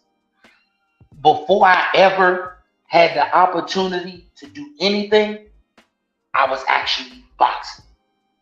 From boxing, when that was over, I didn't go to coaching. You know, my OG, if you want to call it that, my mentor with this sport, from the fighter to the coach, was Gary Russell Sr. When I told Gary Russell Sr. the fighting was over for me and I wanted to get into the next step and be a coach, guess what the first job he gave me was? What's that? He said, you carry the spit bucket. I said, I want to be a coach. He was like, in order to be a coach, you got to carry the spit bucket. He said, what do you know about coaching? Nothing. He said, so who do you think I'm going to let you coach in my gym with my name, my reputation on the line, and you ain't never carried a spit bucket? So I carried a spit bucket, and I was learning. I did the mitts, and I was learning. I did the body vest, and I was learning. And then when I thought I was ready to go to the next step, he made me a sparring partner. I said, what the world? He was like, now that you learned all these things and you done climbed the ladder, let me see if you can put any of it in practical use. Sparring with fighters you're helping get ready for a fight. Did that with amateurs. And from that point, I got to get to the job where I could put the stool in the ring. I was the third person in the corner, put the stool in the ring. And one time, I'll never forget, I had the stool, I sat it up, but one of the legs got caught on the ring and it fell over. He kicked the damn stool out the ring. Get the fucking stool out the ring. After the round was over, he said, I gave you the easiest fucking coaching job to do. Your dumb ass couldn't put a stool in the ring. And every time he got on me like that, it made me get better. So when I got to the point where I could coach somebody, I knew I was ready. You got coaches now that are having a coaching debut along with a fighter's debut. That's a recipe for fucking disaster. Disaster. I've seen situations where you just named Tyson Fury's coach, and I ask this crazy question every time I see it because Big Gary used to say it to me. Okay, he made him great. Who else did he make great? He said, because usually the rest of their fighters is some shit. That means he caught a great athlete at the right time. Not he's a great coach. Gary Russell Sr. was a proven coach. He took Gary Jones, which is his oldest son, to the Olympic trial finals. He lost to Fernando Vargas, and he was an alternate. He won two smaller titles by the governing bodies as a pro. He took Gary, Tonio, Antoine, and Allen. All four of them won the Golden Gloves. Lou Gary was an Olympian. Allen was an Olympic alternate. Tonio was an Olympian. Antoine lost to Tonio lost to Rashi Warren in the Olympic trials finals, if I'm not mistaken. Antoine was on the Olympic team, one round away from winning an Olympic medal. So when people say, where'd I get my background from? I got mine from a legend who didn't do it once, twice, 3 times. Like Dusty Rhodes said, if you win once, it's luck. If you do it twice, you might know something. You pull off a hat trick, you a genius at this shit. And I learned from a genius. So when anybody else tell me anything outside of that, then I ask them no question. Who'd you learn from? If you can't pull up a genius, I don't want to hear that shit. You know what's funny about at Pittsburgh? You could say this as well. Me and Pittsburgh, Pittsburgh's a capital. But when you learn from the best, you're gonna be pretty good. I'll put like this. Only because, and maybe because I'm such a huge fan of Gary Jr. I got a chance to read and learn a lot about singing. The man was a boxing savant. So if you spent any amount of time that I know you probably spent with it, I'm gonna assume that rubbed off on you. You know why Eddie? You know why what's my man Freddie Roach is so good? The man sat under Eddie Fudge. That's why he's so good. Why in the world is what's my man that used to coach the Charlos? You know what I'm talking about. What's the older Derek, school? No, the old guy. What's the older guy's name? Light skinned brother. Look like Lenny Williams. Coach Uh, Kev. no, the guy look like Lenny Williams. What's the guy's name, man? What's the coach? What's the coach? Emmanuel Stewart. Man Stewart. No, the one that's he coaching David Morrell right now. Man, he used to coach both Charlos. Dang, I can't think of his name. I can't believe Coach, I'm you lost said like David Morrell? David Morrell. He coached David Morrell. He used to coach Jamal and Jamel Charlo. Jamel went to Derek after leaving him. Dang, I just forgot his name. But he came up under Eddie Futch.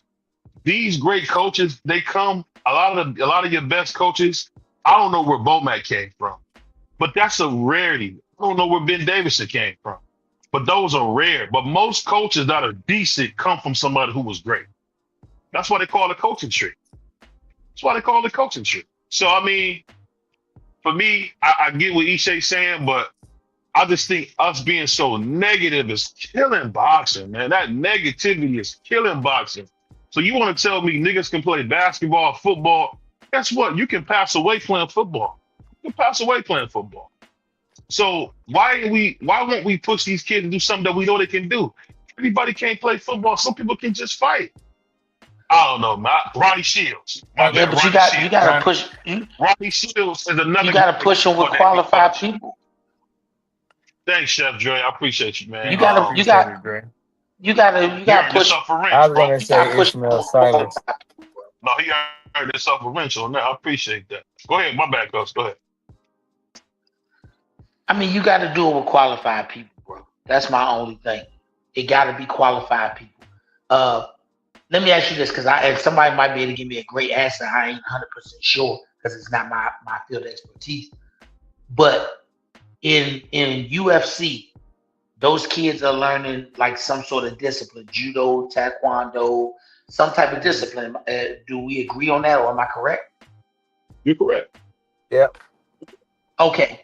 So if we agree and I'm correct on that, would you let a dude who don't know no discipline walk in off the street, say, I want to register to be a UFC coach for the kids?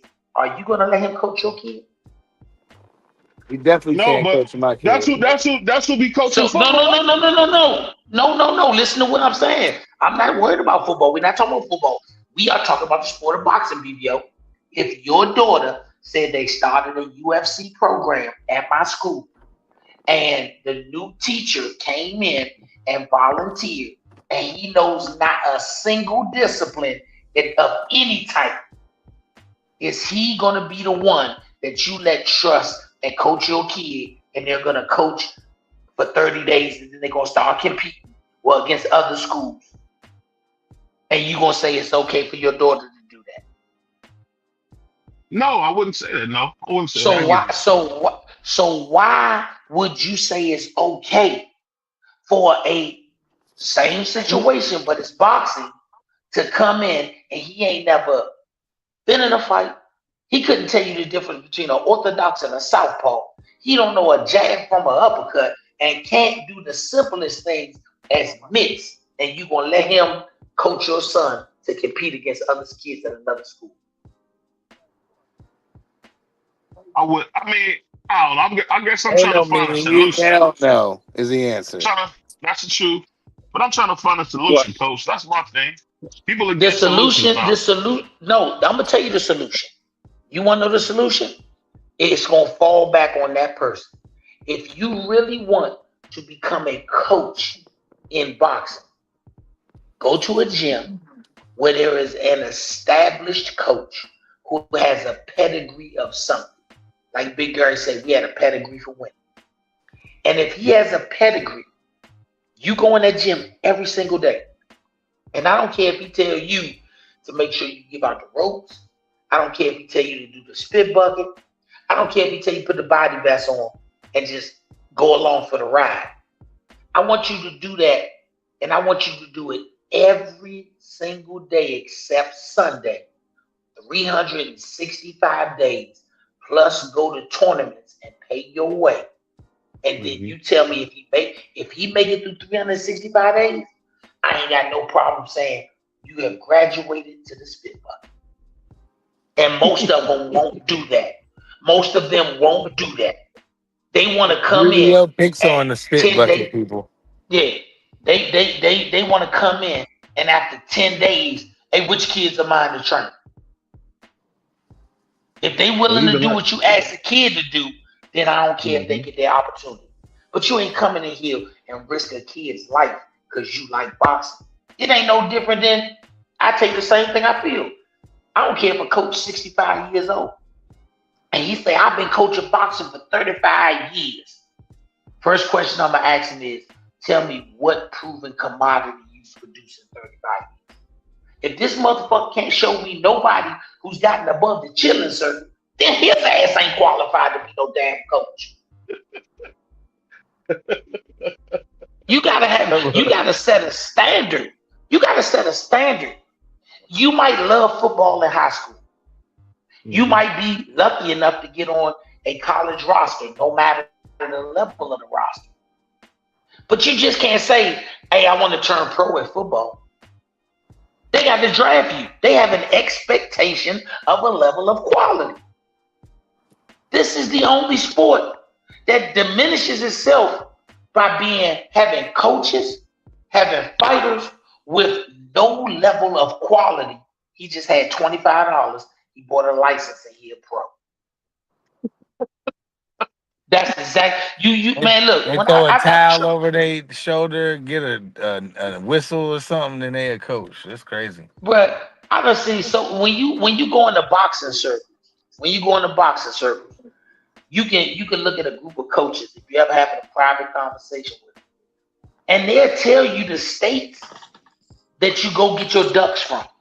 Hey, bro, if you need to get your kid 13 straight pro wins real quick, and you got a couple of dollars to invest in them, take them to this state. Everybody in that state ducks, including the coaches. Take them to this state. Man, you take him to this state, he be 18-0. And when you trying to match that kid up because you got him 18-0, the quality coaches go back and look at his record. They be like, hold up, he fought everybody from this state, from this state, from this state. Oh, hell yeah. Yeah. We'll take him. Because he 18-0, so it looks solid.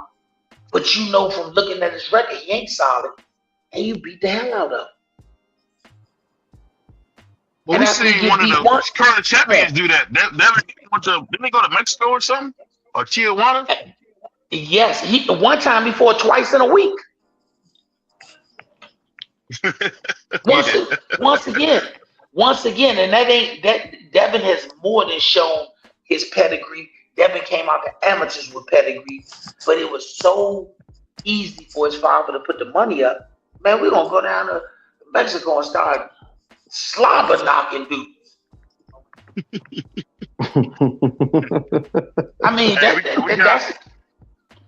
Let me say this real quick, Coach. We got one of my favorite guys on here, man. My man, Honey Butter. What's going on, Honey Butter? How you feeling, man? We know him as Clarence. What's going on, Clarence? Come on, BVO. Crazy. Come on, BVO. BVO, come on, man. That was That's the crazy. man's name, Honey Butter. What are you talking about? I've never heard that.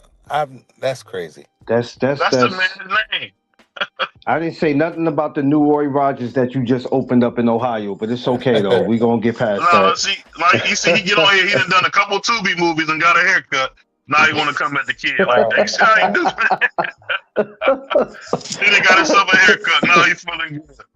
But what you think about this, man? You got a coach shooting down young coaches on the come up. What you think about all this, man? We had Ishe shooting down that. What you think about it?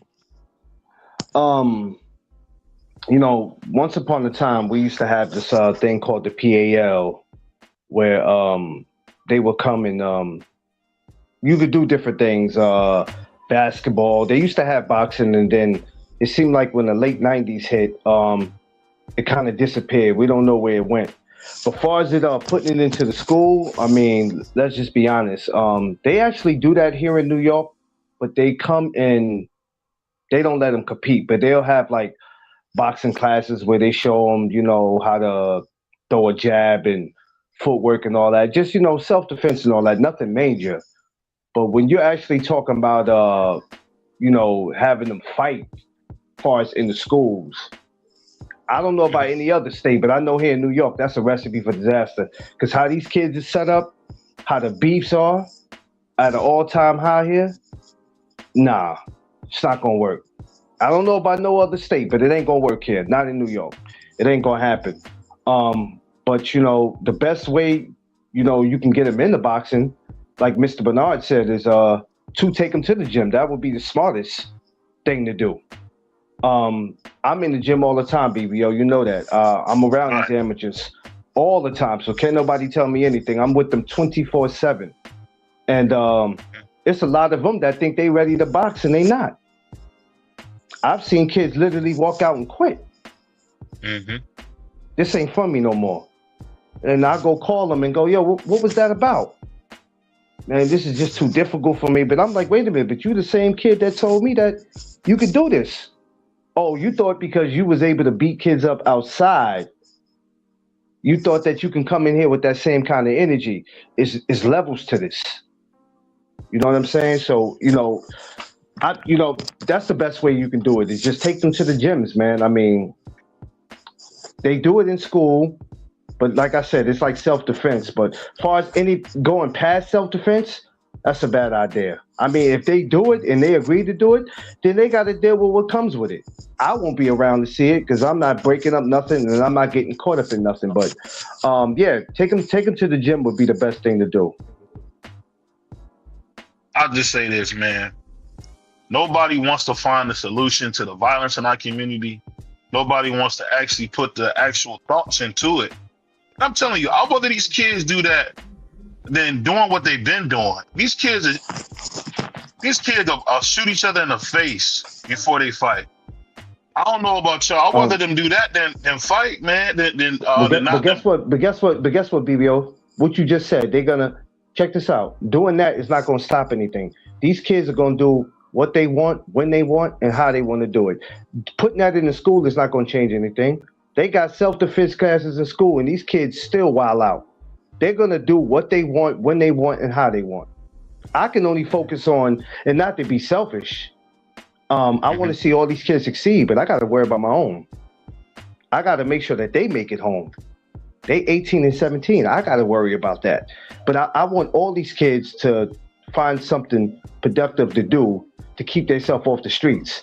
But at the end of the day, they're going to do what they want to do. We can only worry about the ones that want to be saved, because we're not going to be able to save all of them. I mean, if you save one, you're making a big change. But it's going to be hard to say if we start this, it's going to stop the violence. The violence is going to erupt more. Boxing is something that I'm sure Mr. Bernard can back me up with it. It probably saved him. It probably saved a lot of us. Just us being content creators and speaking about boxing saved us, because we could have been doing something else right now. But as far as violence, that's not going to change anything, man. I mean, if they go through with it, it's not like I'm going to be out here with picket signs protesting about it. We just have to see how that plays out. But the best thing you can do is take them to the gym around some real trainers, because you can't get hurt. You could play this boxing. I've sparred 15 times before, and believe me, I'm not looking forward to doing it again. The shit is painful. It's not fun. I've been hit upside my head, and my wife is like, nah, you can't do this no more, because I'm not going to come to the gym and sit here and watch this. So, you know, I mean, whatever they decide to do is what they decide to do. Whatever they doing, man, they got to do something, because these kids, man, they taking each other out. And nobody cares, man, to see this, but it's just sad for me, man. I just keep seeing all these young kids, man. Like, they're talking about Cleveland had like a bunch of caskets with these young. I'm telling you, these young kids, man, they don't have no sense of life, man. I rather them box. I rather, you know how many times I wish we could have threw hands instead of trying to have a knife fight or do something stupid. I wish we could have did it, could have boxed. I wish we could have had an issue. Oh, we got an issue. Let's go meet at the boxing gym. No, I wasn't like that. It was, I got something for you. When they started taking certain programs away, certain things away, these kids stop being interested in things. So even if you try to pull them in to do something now, the streets got a hold of them so much where they just feel like, you know, I don't want to go do this. I don't want to be a part of this program. I want to run the streets with my friends. I want to get high. I want to tear shit up. And don't get me wrong. We all were kids and we all did something, but we always want to make sure we made it back home. These kids can care less if they even make it back home. They have the I mean, attitude and I ain't gonna lie, mentality. Clarence. I wanted to get high back in the day. No, but I it's wanted to okay get though. high. It's okay, BBO. But we also made sure that we wanted to make it back home. We wanted to make it back home because we never wanted our parents to get that phone call. These kids today will look at you and tell, "I don't care if I live or die. I'm gonna die anyway. Everybody gotta die." They really don't care, and it Yeah, I agree with hurts. that for sure. Yeah. It hurts. So that's why I, I picked amateur boxing because I was looking at a lot of the youth, the youngins. You know, I meet a lot of these kids when they 5 years old, they 8 years old. I met a lot of them when they 12 and 13, and I grew a relationship with them and their families, and it's a beautiful thing. And I always let these kids know too. Every time I talk to you, it's not for an interview. Sometimes I want to know how you're doing in real life. I want to know how you're doing in school. You know, holler at me. Let me know how you're doing. You know what I mean? Because it's deeper than just wanting to interview. Because I can get that at any time. So but yeah, it's scary out here. Even in New York, it's scary. These kids are dying every day out here. You know, from 12 to 21. It's just sad, man.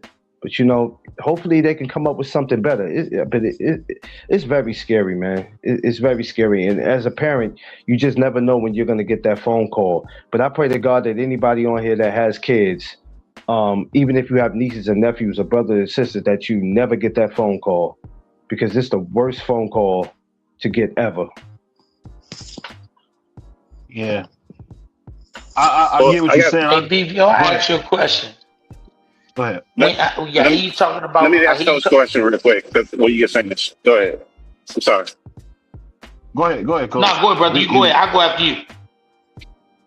Well, I just had a quick question for you because I heard what you were saying earlier about the school, which was basically you was pessimistic about them setting it up and the qualifications of the person that was training. If you could set it up and you could come up with some guidelines, how would you set up a committee to grow and approach upon that for the school system? Because that's what I hear for the most part, unless I'm misunderstanding you. Because you don't have a problem with it. It's just you don't think the people that's going to train is going to be qualified. Are you asking me? No, I'm talking to the coach. Yeah. No, I'm talking to the coach. So. Okay. I think first of all, I would have to have coaches that are going to be committed to the program, the hours that the program is available, and I would actually hope that I could stem it with coaches who already have gyms, because then they can say, hey, the times that the kids are here, they can learn, but then they also can continue to learn, whether it's after school, after another sport. My son's played all sports, so I don't have a problem with playing multiple sports. My thing is, I just don't want to have unqualified people going into the school system teaching kids how to fight. And because I just see something bad happen. And I'm gonna tell you that I liked your question. I think if we could figure out how to do that, I just wouldn't want to see a situation where my son put him back in high school and he say, I'm gonna fight for my school. I'm gonna do that too. He's not listening to nothing that coach saying, because he'll tell you, man, that coach don't know what he's talking about. I already know how to fight. Now you take him to fight another school, or he's gonna make a lot of the kids not want to come in the program, because the kids know who box for real and who play with it. And they ain't gonna come in there knowing that I'm gonna have to spar Jalil at my school. And a teenager, especially these young teenagers, and they know what they're doing, they making highlight reels. They gonna have one of their buddies come in, record this, because I'm gonna knock him out today in the gym. And the coach so blind, because listen, the coach who don't know what he doing, he's so damn blind, he don't see Jalil setting shots up for a knockout. He telling the other kid, "Ooh, your jab doing great. You keeping him at bay." He don't see Jalil gonna cock the right hand, and he just wait. Then this kid throw a jab, Jalil rock off, put right hand, go boom. He put it to sleep. then I lost the kid, and if the kid get teased, and he from one of them neighborhoods where them kids really like, why he do that? He ain't have to do that. Then I done turned something that I wanted to be good into something that go to the streets. Because you can't embarrass these kids. Negative again, Coach. You're being negative again. No. I'm talking about what's really happening. Do you realize that they don't even let the kids attend high school football games in Richmond, Virginia, and various other states. I'm not talking about what don't happen. I'm talking about what's real. Now you talk They don't let about them attend a game. You said they don't let to go to the games anymore. they cannot attend a game without a parent, and if they don't have a parent, they can't come to the game because it's gotten to that level. Rivalry week used to be the week. Rivalry week used to be the week that we love. My high school versus your high school. Now they done tame the rivalry weeks, so they putting them on neutral fields, and they're not allowing anybody to come with not accompanied by a parent because it done turned into violence. You trying to make this like Heathcliff Huxtable. This ain't the Cosby Show. Yeah. This ain't the Cosby Show. You trying to make it like that same kid that you might convince to try boxing, or his buddy said, man, you know they scared of you. The same kid that those kids bully around because they carry a pistol. If that kid really do box, and then that pistol toting kid coming in, and I'm a boxer, his buddies with him, that kid who don't tote pistols, he gonna fuck him up that day. He gonna fuck him up. Then what you think gonna happen? Because he's not gonna just take the embarrassment of the dude that we pick on, just knocked him out. That's directly school correlated. Yeah. Hey, I remember. I hold on. You just said we're gonna let you go. I'll just say this. I think the thing that sucks is this. It's been times one of the craziest fights I got into. Back in the day, I had a tape recorder. I was talking wild to this older dude. He must have been he was like 17. I must have been like 13 or 12. So I'm calling him a B and all this stuff, right? So we get into a fight. He hit me with a two-piece. I go down. I get up and go home. And that was that. I mean, it's like kids like you're not going to win every fight. I know I couldn't beat him, but I just felt good that, this 17-year-old wanted to bother a 13-year-old. So, I mean, I hope kids ain't that soft, man, where they can't take an ass whooping, man. Man, that two-piece coming out the barrel of a 9 now. That two-piece coming out the barrel of something else. Yeah. That two-piece coming out of 9. I was going to say, BVO, it got so bad to where these kids up here in New York, they got to show their ID. No lie. You can ask anybody else from New York. They got to show their ID to get inside McDonald's. Mm-hmm. Because now they're going inside McDonald's, tearing shit up, fighting, hanging out. So now, if they underage, they can't walk in McDonald's by themselves no more. They can't be 14, 15, walking in McDonald's, making a regular order anymore because they're going in there tearing shit up. So now it's like they got to show ID. What is the world coming to when you can't go into a fast food and order? It's crazy. It's how it is out here with these kids, man. I know what you're saying. It's not the Heathcliff Huxtable way and all that. But come on, man. I just remember when I was a kid from the projects, man, I always tried to carry myself a certain way. And I think there's some kids out there that still do that. I don't know. Yeah, they are. There's plenty of them. BVO, how old is your daughter? BVO, how old is your daughter? 6. She's 6 years old. Now, if they introduce a boxing program and she can do the boxing program and they start them at 8 years old. They say everybody 8 them can join the program. And she joins the program, you don't have a problem with it, as you displayed now. Mm-hmm. And there's a little kid who comes from a boxing family. And he's 8 years old, but he's been in the gym since he was 2. And you don't know it. And they get to doing the sparring, and he put that thing on your daughter. Who you gonna fuck up first? I'm going at whoever the trainer is, because that shouldn't happen. How shouldn't it happen if he ain't educated in the game? You don't know the fuck you looking at. You don't know this kid he come from a family of fighters. He don't know that because he don't know the game. He not in the know about this. He don't coach at one of the local gyms. So your daughter just took a hellified ass whooping for what? And why you mad at him when you just said, hey, we gotta let him start somewhere? You just don't want it to start on your daughter's ass. Stop playing. The same way. The You same wild nigga, man. God, dog, Mr. Bernard, Jesus, God damn. But that's my big brother. He gonna say something crazy like that because he a sick Negro. He a sick Negro, man.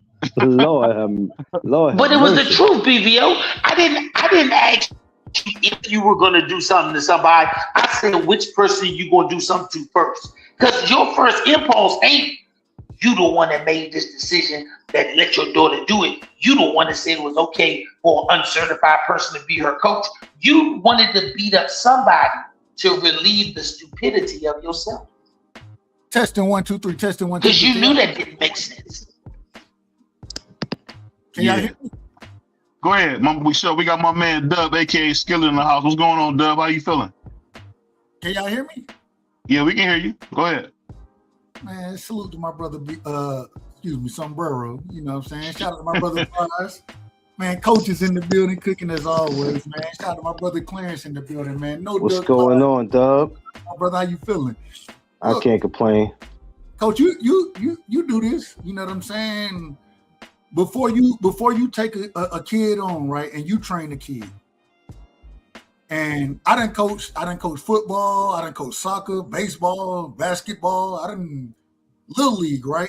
The first thing you ask a kid is, what's your experience? Have you ever played before? That's the first thing you ask. You get an understanding of who this person is, what they've been through, and you would do the same in boxing. I agree with you 100% that it shouldn't just be no random individual out there. But from my experience in high school, every coach that I've ever dealt with had some type of knowledge about the sport that they're coaching. Outside of one, there was one, and I say that respectfully. And he came and coached basketball. I could tell the brother knew nothing about it.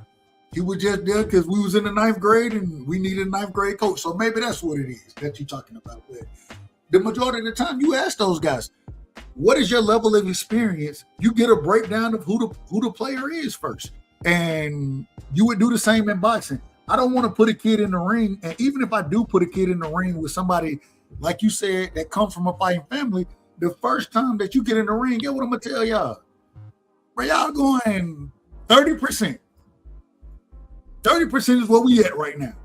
If somebody get messed up at 30%, then we'll deal with it accordingly.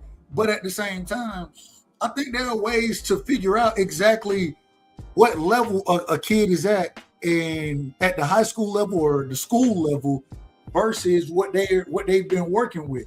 The problem I have with it is at some point in time, a lot of time with boxing being the sport that it is now, you don't have a lot of people who are very educated about the sport. So you're going to have to go as high schools, or like you were bringing up, as a gym. We'll reach out to these high schools and say, look, we want to put a program in y'all school, but we need y'all support, but we're trying to reach the kids, right? So we can work together, but we're going to have guys who understand the sport coming in. It can't just be random people. Boxing is, we seen Jake Paul try to play boxing this weekend, and the man, respectfully, ended up how he ended up. So it's not a sport that you can play, but I think there are ways to implement it into the school system. If wrestling can be implemented, then I don't understand why boxing couldn't. But when they hire a wrestling coach, he has a wrestling background. If you hire a UFC coach to teach UFC in the school, he has some sort of discipline. I'm teaching them Taekwondo, I'm teaching them this, I'm teaching them that. 90% of these boxing coaches now, they got zero damn experience. They got a Walmart degree in boxing. I got a whistle. I got motherfucking the stuff that they do sell. You seen a coach come in the gym and kids laugh because this nigga got some motherfucking Walmart boxing gloves. Talking about, yeah, I got gloves for the kids. And hey, them kids cry laughing because they be like, this nigga don't know what he's doing. The kids but know. see, let me say this, Coach, because I think you're missing one point. When you play Little League football, it be nothing but Shady Grady, Fred Sanford, Lamont Sanford, and Rollo down there teaching you football. You don't really learn football Yeah, until you get to middle at the school. chitlin circuit. That I'm not gonna agree with you. I'm not gonna agree We with you talking on about the that. baby And level. I'm That's what gonna we talking about, the no, baby no, no, level. no, no, no, no. Listen to what I'm saying. Gotcha. Texas, Georgia, even New York and Philadelphia, DC. You can go pick out the hotbeds of football and where the majority of your good or great college pro guys come from. They come from states where even the guy that trains the 5-year-olds in football got pedigree. Once again, if you look at the way basketball, football, baseball, soccer, the way that they're done at the highest level, those are top tier sports. They got experienced people. Why do they? Hold on. Why do they have experienced people though? Why? Because those people love the sport so much, they want to stay involved after they're done. To some in boxing, but listen, let me tell you this. Okay. Boxing is only a sport because they have to classify it as something. When motherfuckers finish with boxing, that's like a prison sentence. They want to put that shit in the rearview mirror and move on with their life. They is not trying. The average motherfucker is not trying to go. They spent their life in the gym. They spent their adult in the gym. Now I'm gonna spend the rest of my life in the gym. That's like getting a life sentence to them. BVO just had Jaleel and my young boy on there yesterday, Schofield. Both of them laughed and said in unison, "Bro, I'm trying to get my money and get out of this shit before I get fucked up." Both of them said it. They understand from being in this shit, the outcome is either you get a bag and get the fuck on, or you get a bag, stick around, and your marbles get knocked loose. Or you don't get a bag and all you got is a shitload of concussions and can't remember your fucking name. But those are the three choices. Hold on, but this is you missing my point though. I'm gonna ask the question one more time. Why do these other programs have experienced individuals? And you're saying because those in those other professions, those other sports, they still love the sport, whereas in boxing they don't. Well, you love the sport right now. I'll say that to a degree. I'll say okay. You love the sport right now. So the reason, what I would say is when you look at, especially, I'm in Georgia. When you look at football programs, they go seek out individuals that have dealt in the sport of football for a long time. This is what high school programs do this on a regular basis down here, right?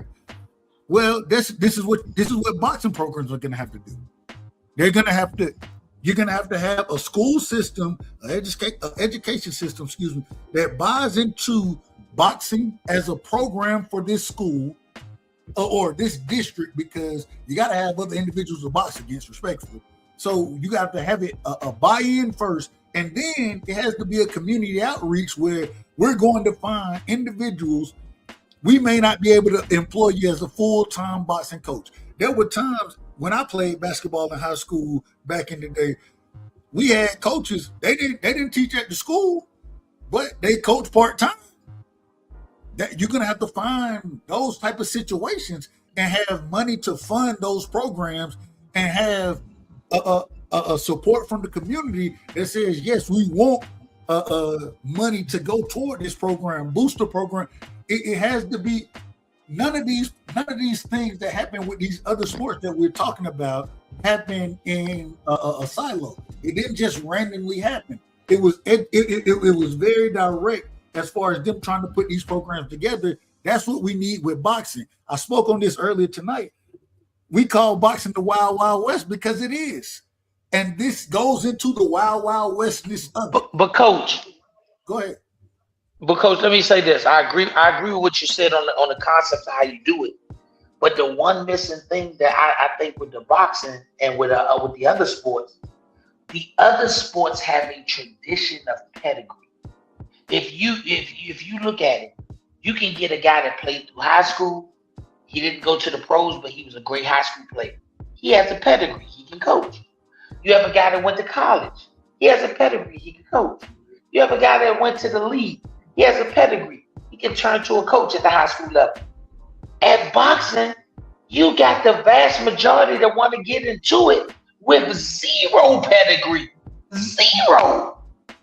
They ain't even picked up a pair of gloves until they went to Walmart. They don't have any pedigree in the sport, and they want to come in and coach a sport that you cannot play. And everybody, it's crazy. We will agree with every football player, every basketball player, every baseball player, every hockey player. We will agree with them on their sport, and we'll say because they're coming from a sense of playing it at the highest level. But we will argue with a boxer, Ishe and every other boxer that's telling you that shit don't work in this sport. Why are we gonna argue with them who've done it and say that shit don't work? You're gonna get somebody hurt, but we don't argue with none of the other sport guys. These dudes, go ahead. When professionals are telling me, bro, that's not a good idea. It ain't saying it won't work. It's just saying you might have a lot of accidents before you figure out how to make this car run. I'm just asking who wants their kid to be the accident kid. Because in order for it to happen, somebody got to be willing, knowingly or unknowingly, to let their kid be the science project in a petri dish. Nobody wants their kid to be the accident kid. Nobody. But at the same time, I do agree. It's going to happen. It has to happen at some point in time. It has to. At the same time, my question is when you speak on pedigree, we have so many. Being an amateur boxer, right? Doesn't or just because you only made it to the amateurs, you were never pro. Same way, if I played high school basketball, I still have the ability to coach high school basketball. I could probably coach college basketball if I gain enough experience. Hey, coach, you didn't. Go ahead. You didn't hear what I said. Coach. I said if you fought as an amateur, and you were a decent amateur, then cool. You can work with the kid, and you can become a better coach. He can become a boxer that starts, and you all can get better together. But that ain't what's coming in to volunteer to be coaches. It's motherfuckers who don't even know how to put on hand wraps. And they want to be a coach. But you're missing what I'm saying. You're missing what I'm saying. What I'm saying is, I know. I heard what you said. Okay, so you gonna let your child be the teacher this? Hold on, let me finish. Let me finish. I understand what you're saying, right?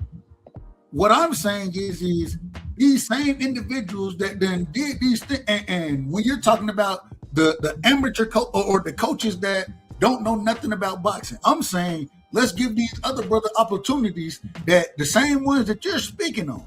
That you're saying, man, they like, man, I got to get this bag now. If I don't get it now, I ain't gonna be able to get it, right?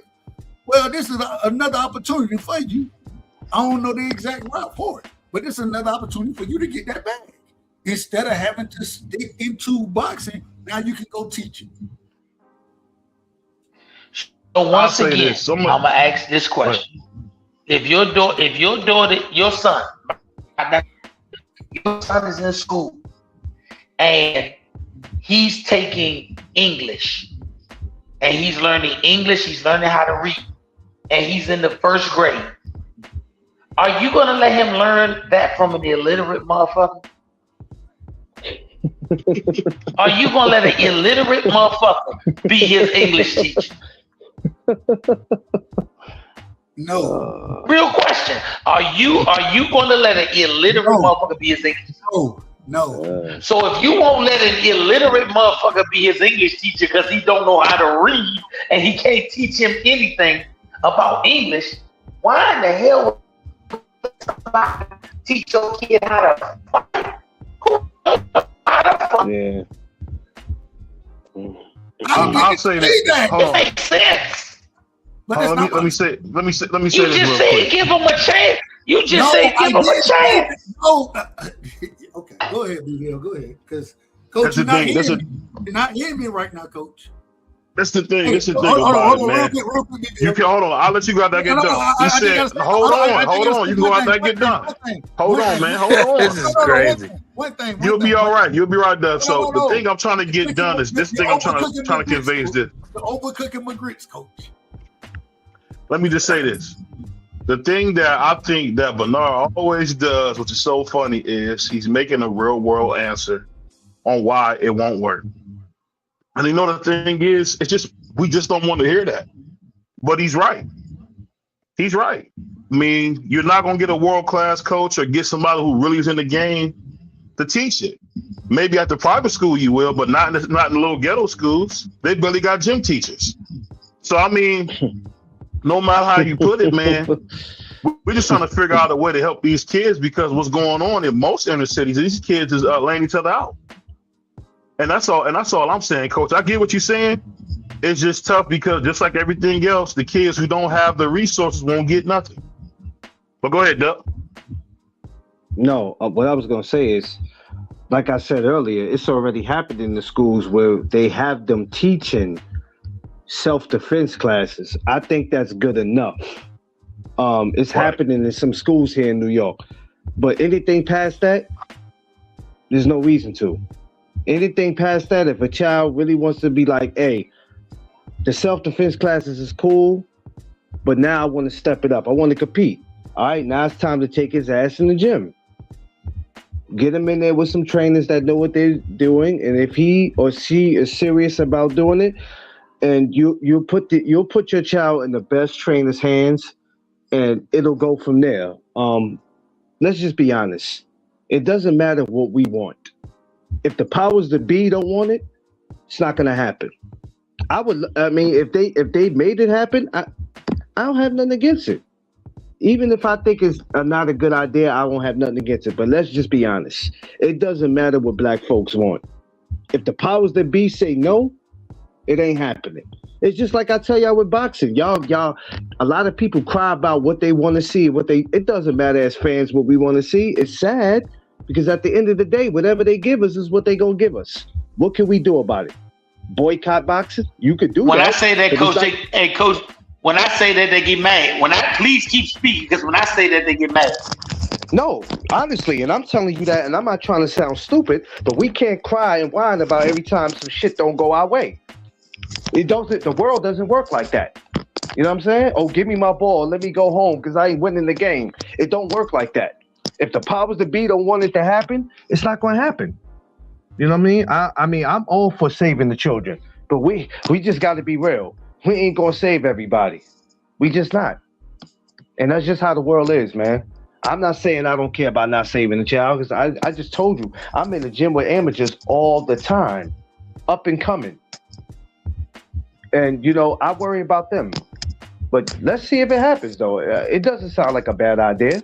I mean, let's sit back and see if it plays out. Somebody might look at this video and take it and say, yo, you know what? That might not be a great idea. But if it don't work, I mean, whatever. At least we tried, right?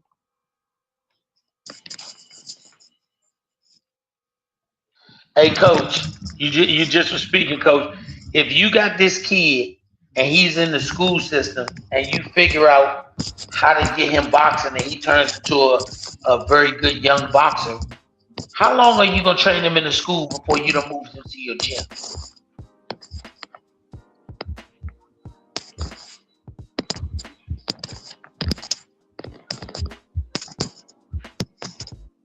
I don't know if you can hear him, Clarence.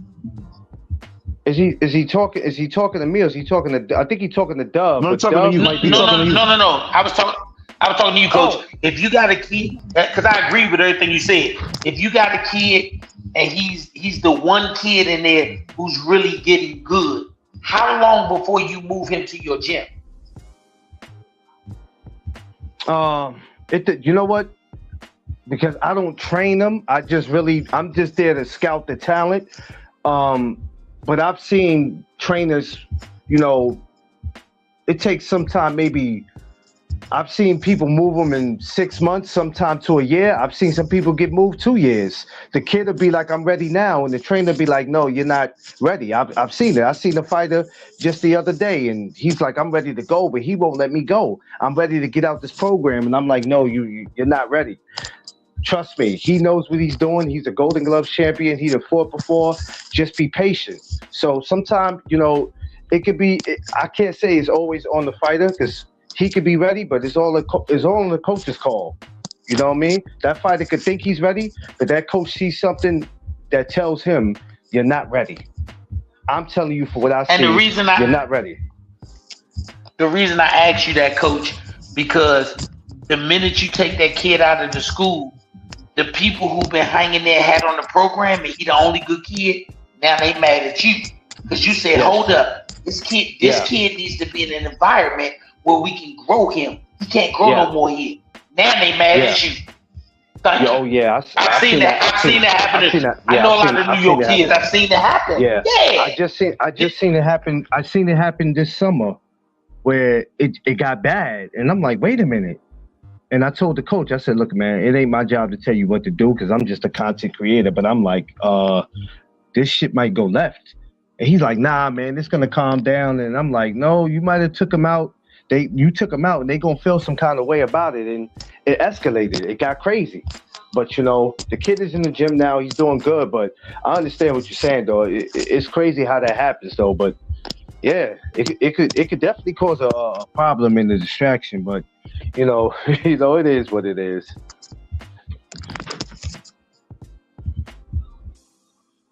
Hey, Dub, what was you saying before, Dub? I'm just trying to hear you complete that thought. Say it again. I said I when you and BVO were both talking, and he said he'd go back to you. I just wanted to hear you complete the thought process you were on. You'll be able to tell me better than I could. I was listening to y'all shit. So my mind you move on. You move on that thought, bro. I don't remember what the hell I was talking. I don't even know. You out of order. It wouldn't be the first time. It ain't gonna be the last time. It is what it is. I'm okay with it. All I'm saying, my thing, and I understand what y'all are saying. My thing is if this thing, what y'all are speaking on, and to be quite honest, where I'm at right now, kids ain't in boxing like that. You know what I'm saying? Like, nigga, they play football, basketball. Like, I live in the country. We got 2 boxing gyms down here in 20-mile radius. So damn. It ain't like it's just boxing down here. So niggas ain't focused on it. But yeah, I can only apply my experience on what niggas are focused on down here and see how it played out through the school boards, those type of things. And we changes were able to be had.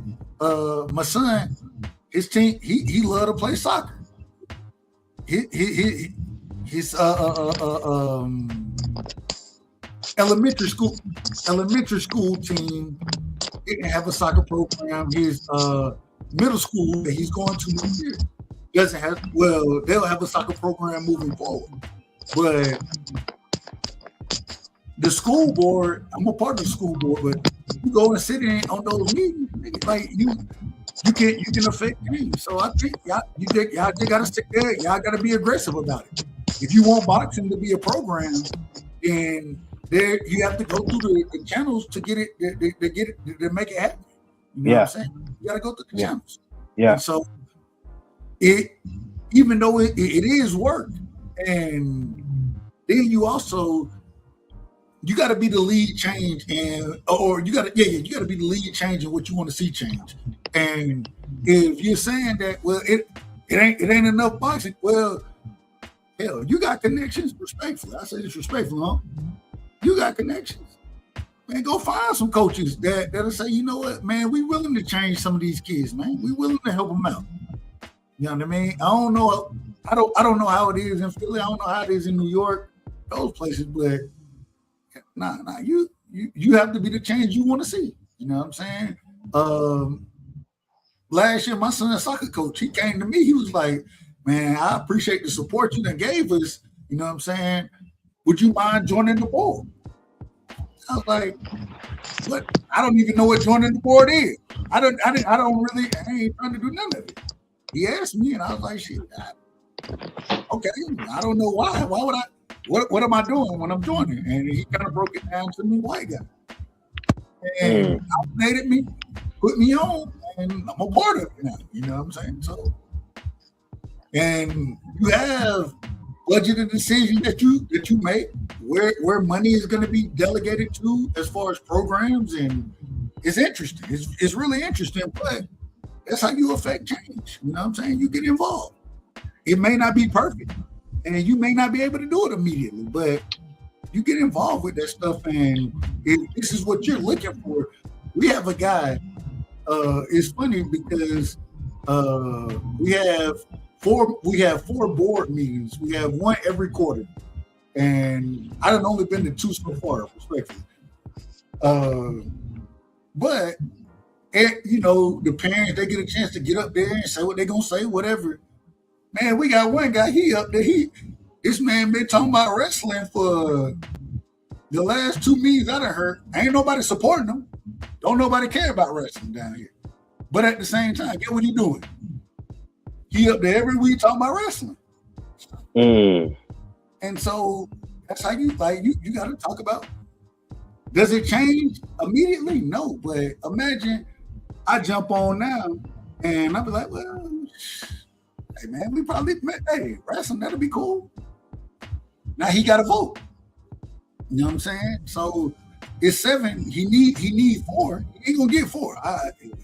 He old people that I deal with, but I'm just saying.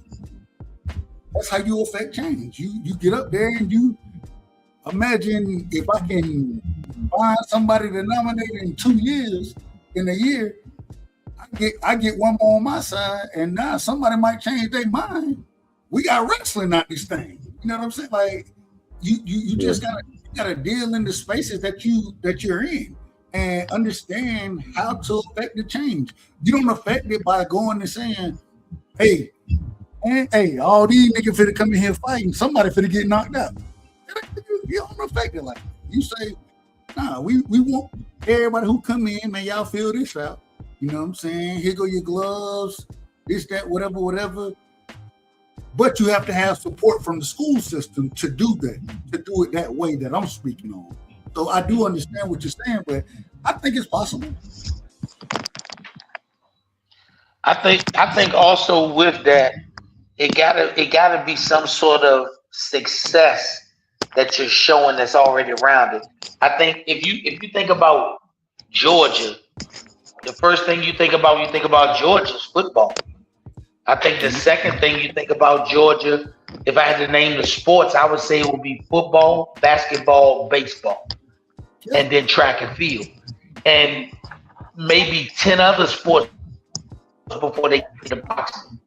If you don't have that one guy that can spearhead a program, when you think about boxing in the state of Georgia, you come up with Evander Holyfield, Vernon Forrest, Deontay Wilder, and now add Brian Norman to the list. That's it. But that's okay. Well, shit, I was giving you one too many. So you think of 3 people, and I think that that kind of makes it hard to spearhead, because when your pedigree is football, it's kind of hard to take that money from football or get somebody to dump into there when we don't even have a person that we're gonna stand on. Now, just say somebody like Jerron Ennis and his dad moved to Georgia. I think if you had that, you might actually get some people to buy in, because they're saying, oh shit, this is a pedigree. This is somebody who's gonna give us something different. I think that will help. But then I also think that one of the hindrances that you'll have in school, if you go in the boxing gym, you hear some of the roughest conversation you'll ever hear, and I don't think the school system will go for it. I don't think the school system will go for that. But So when you it's it's always a transition. If you, coach, I don't know, I done been on the basketball court, the football field. If on either one of them, it's some things that's gonna be said that man, folks ain't gonna like. They're gonna be like, man, you shouldn't be talking to them kids that way. Well, that's how niggas talk. I agree with We're you. trying to get the best out of these individuals. But I agree with you. I agree with you. But the average parent, the average guardian, the average person, I know people don't understand or believe it, they were never involved in team sports. So they don't understand the dialect they go on. And then if you're in a boxing gym where you got girls and boys, and you hear some of that, to the athletes, they understand that's almost like the coach really give a shit about me. But to the parents, why is he saying that this young lady's here? Why are they playing that music? And it's not, I think Roy Jones' daddy told it the best. He said, what I do, the average person shouldn't see it. Because all they care about is the outcome. They don't care about how I got there. It's just when you see it that you care about it. Why do you think boxing went to the ceremonial weigh-ins? Why do you think boxing went to the ceremonial weigh-ins? Because when fighters were doing what they got to do to make weight, and they was really damn near stumbling to the scale, when they showed you that people have consciences. Oh Lord, oh dear, oh dear. So they had to move it to where they do the weigh-in in private. A couple hours later, they do the ceremonial weigh-in where he looks a lot better to the eye. The average person like eating steaks, but they don't want to kill a bull. No. That's the problem. I'm gonna tell you, it's funny you say that. It's funny you say that because when you think about the weigh-in, the UFC weigh-ins used to be brutal to watch. Them dudes look like they was half dead coming into that ring. Coming up to them scales, man. Did you see that one where the one guy had to hold on to the scale because he's about to fall over? I don't know if y'all seen that. It was kind of hard to see. but you saw his coaches. What did his coaches say? Hey boy, let's just get you to the scale. We gonna be all right. The average person ain't ready to hear that. They not ready to hear that. The average mama don't want her baby to lose a toenail, let alone 10 pounds. They not ready for that. Roy Jones' daddy said that the average person is not ready to see what it takes to make greatness. Do you ever wonder why most of the father-son combinations get them through the amateurs and now are starting to get them through the pros? Because you don't see the days when that kid's sparring and his daddy didn't like what he was doing because he know better and slap shit out of him. Y'all don't get to see those days. But I can't make your kid great because I can't slap shit out your kid. But let me say this.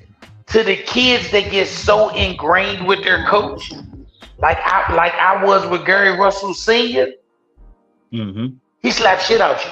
You almost didn't know you was good till the nigga slapped shit out you. Because he said you should know better. I've worked with you so much. You spend so much time at my house. You be with me and we have conversations like you one of my sons. You should know better. These parents can't go with that. These parents are never. Man, you see half of the mamas, BVO, I use you.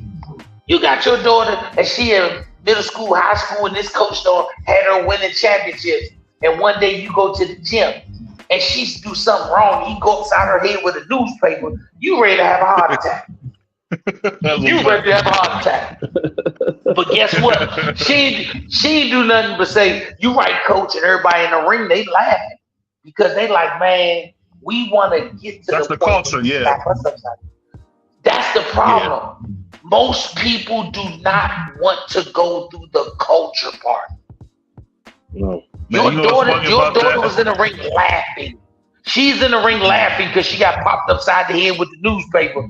But you ready to kill the coach. But it's another girl in there who wished that he would hit her upside the head with a newspaper. He said, baby, you ain't even good enough for me to hit you upside the head. I remember watching an NBA game, and Malik Monk had did something stupid, and MJ slapped him in the back of the head, and they said, Malik, were you mad when MJ did that? He said, hell no, that's MJ. That's my big brother. And he felt so good because I'm sure anybody ever played basketball would love to have MJ slap him in the back of the head. Does that mean he care? So I get exactly what you're saying. And that's what they're not ready for. That's what they're not ready for.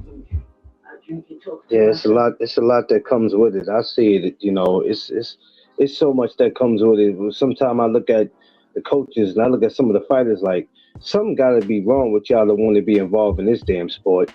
But coach, listen to what I'm saying. You in the gym with these kids. Yeah. You in the gym with them every day. The minute that you don't go upside one of the kids' heads, the rest of the kids be like, "Damn, coach, you getting soft," and they laugh at you and keep on hitting on the back. Oh yeah, I've seen that happen. Yeah, because the expectation is you're making us great.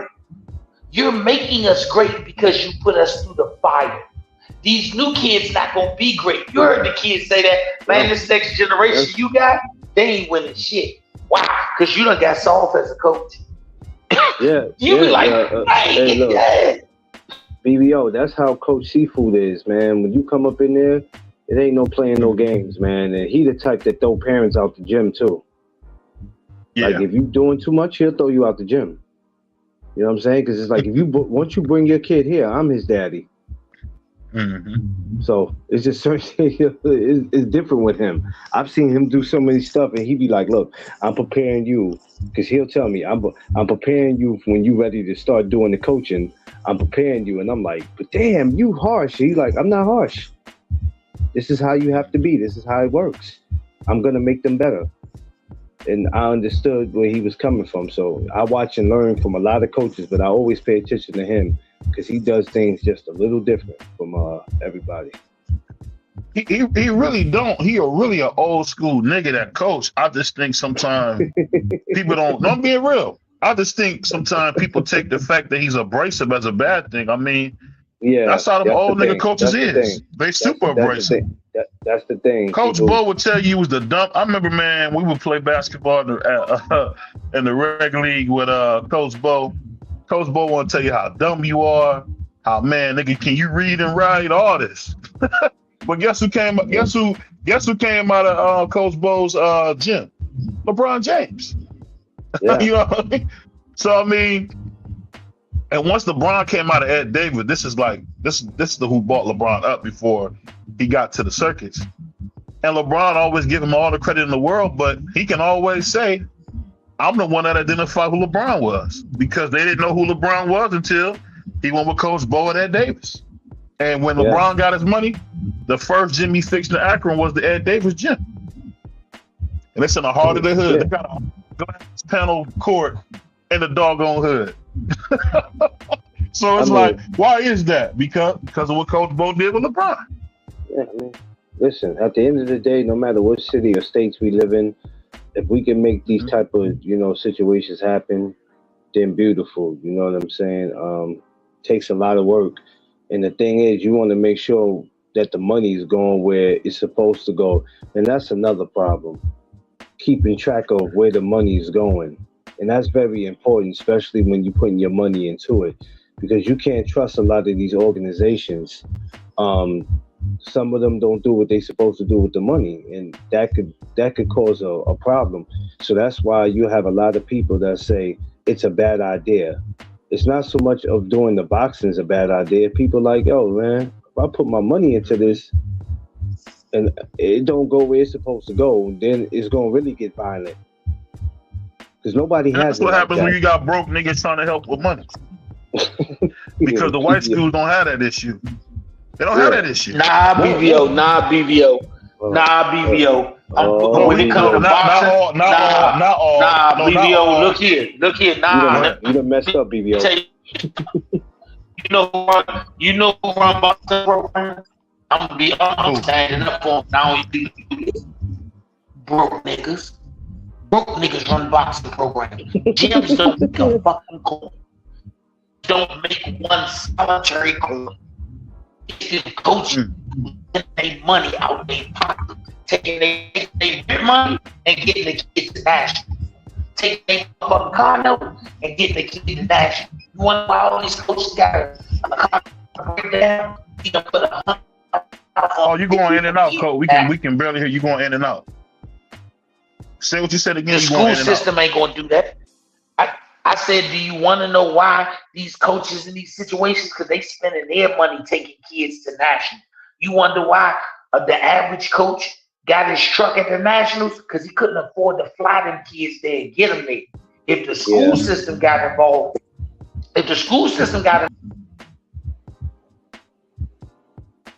he went out. Yeah, he went out again.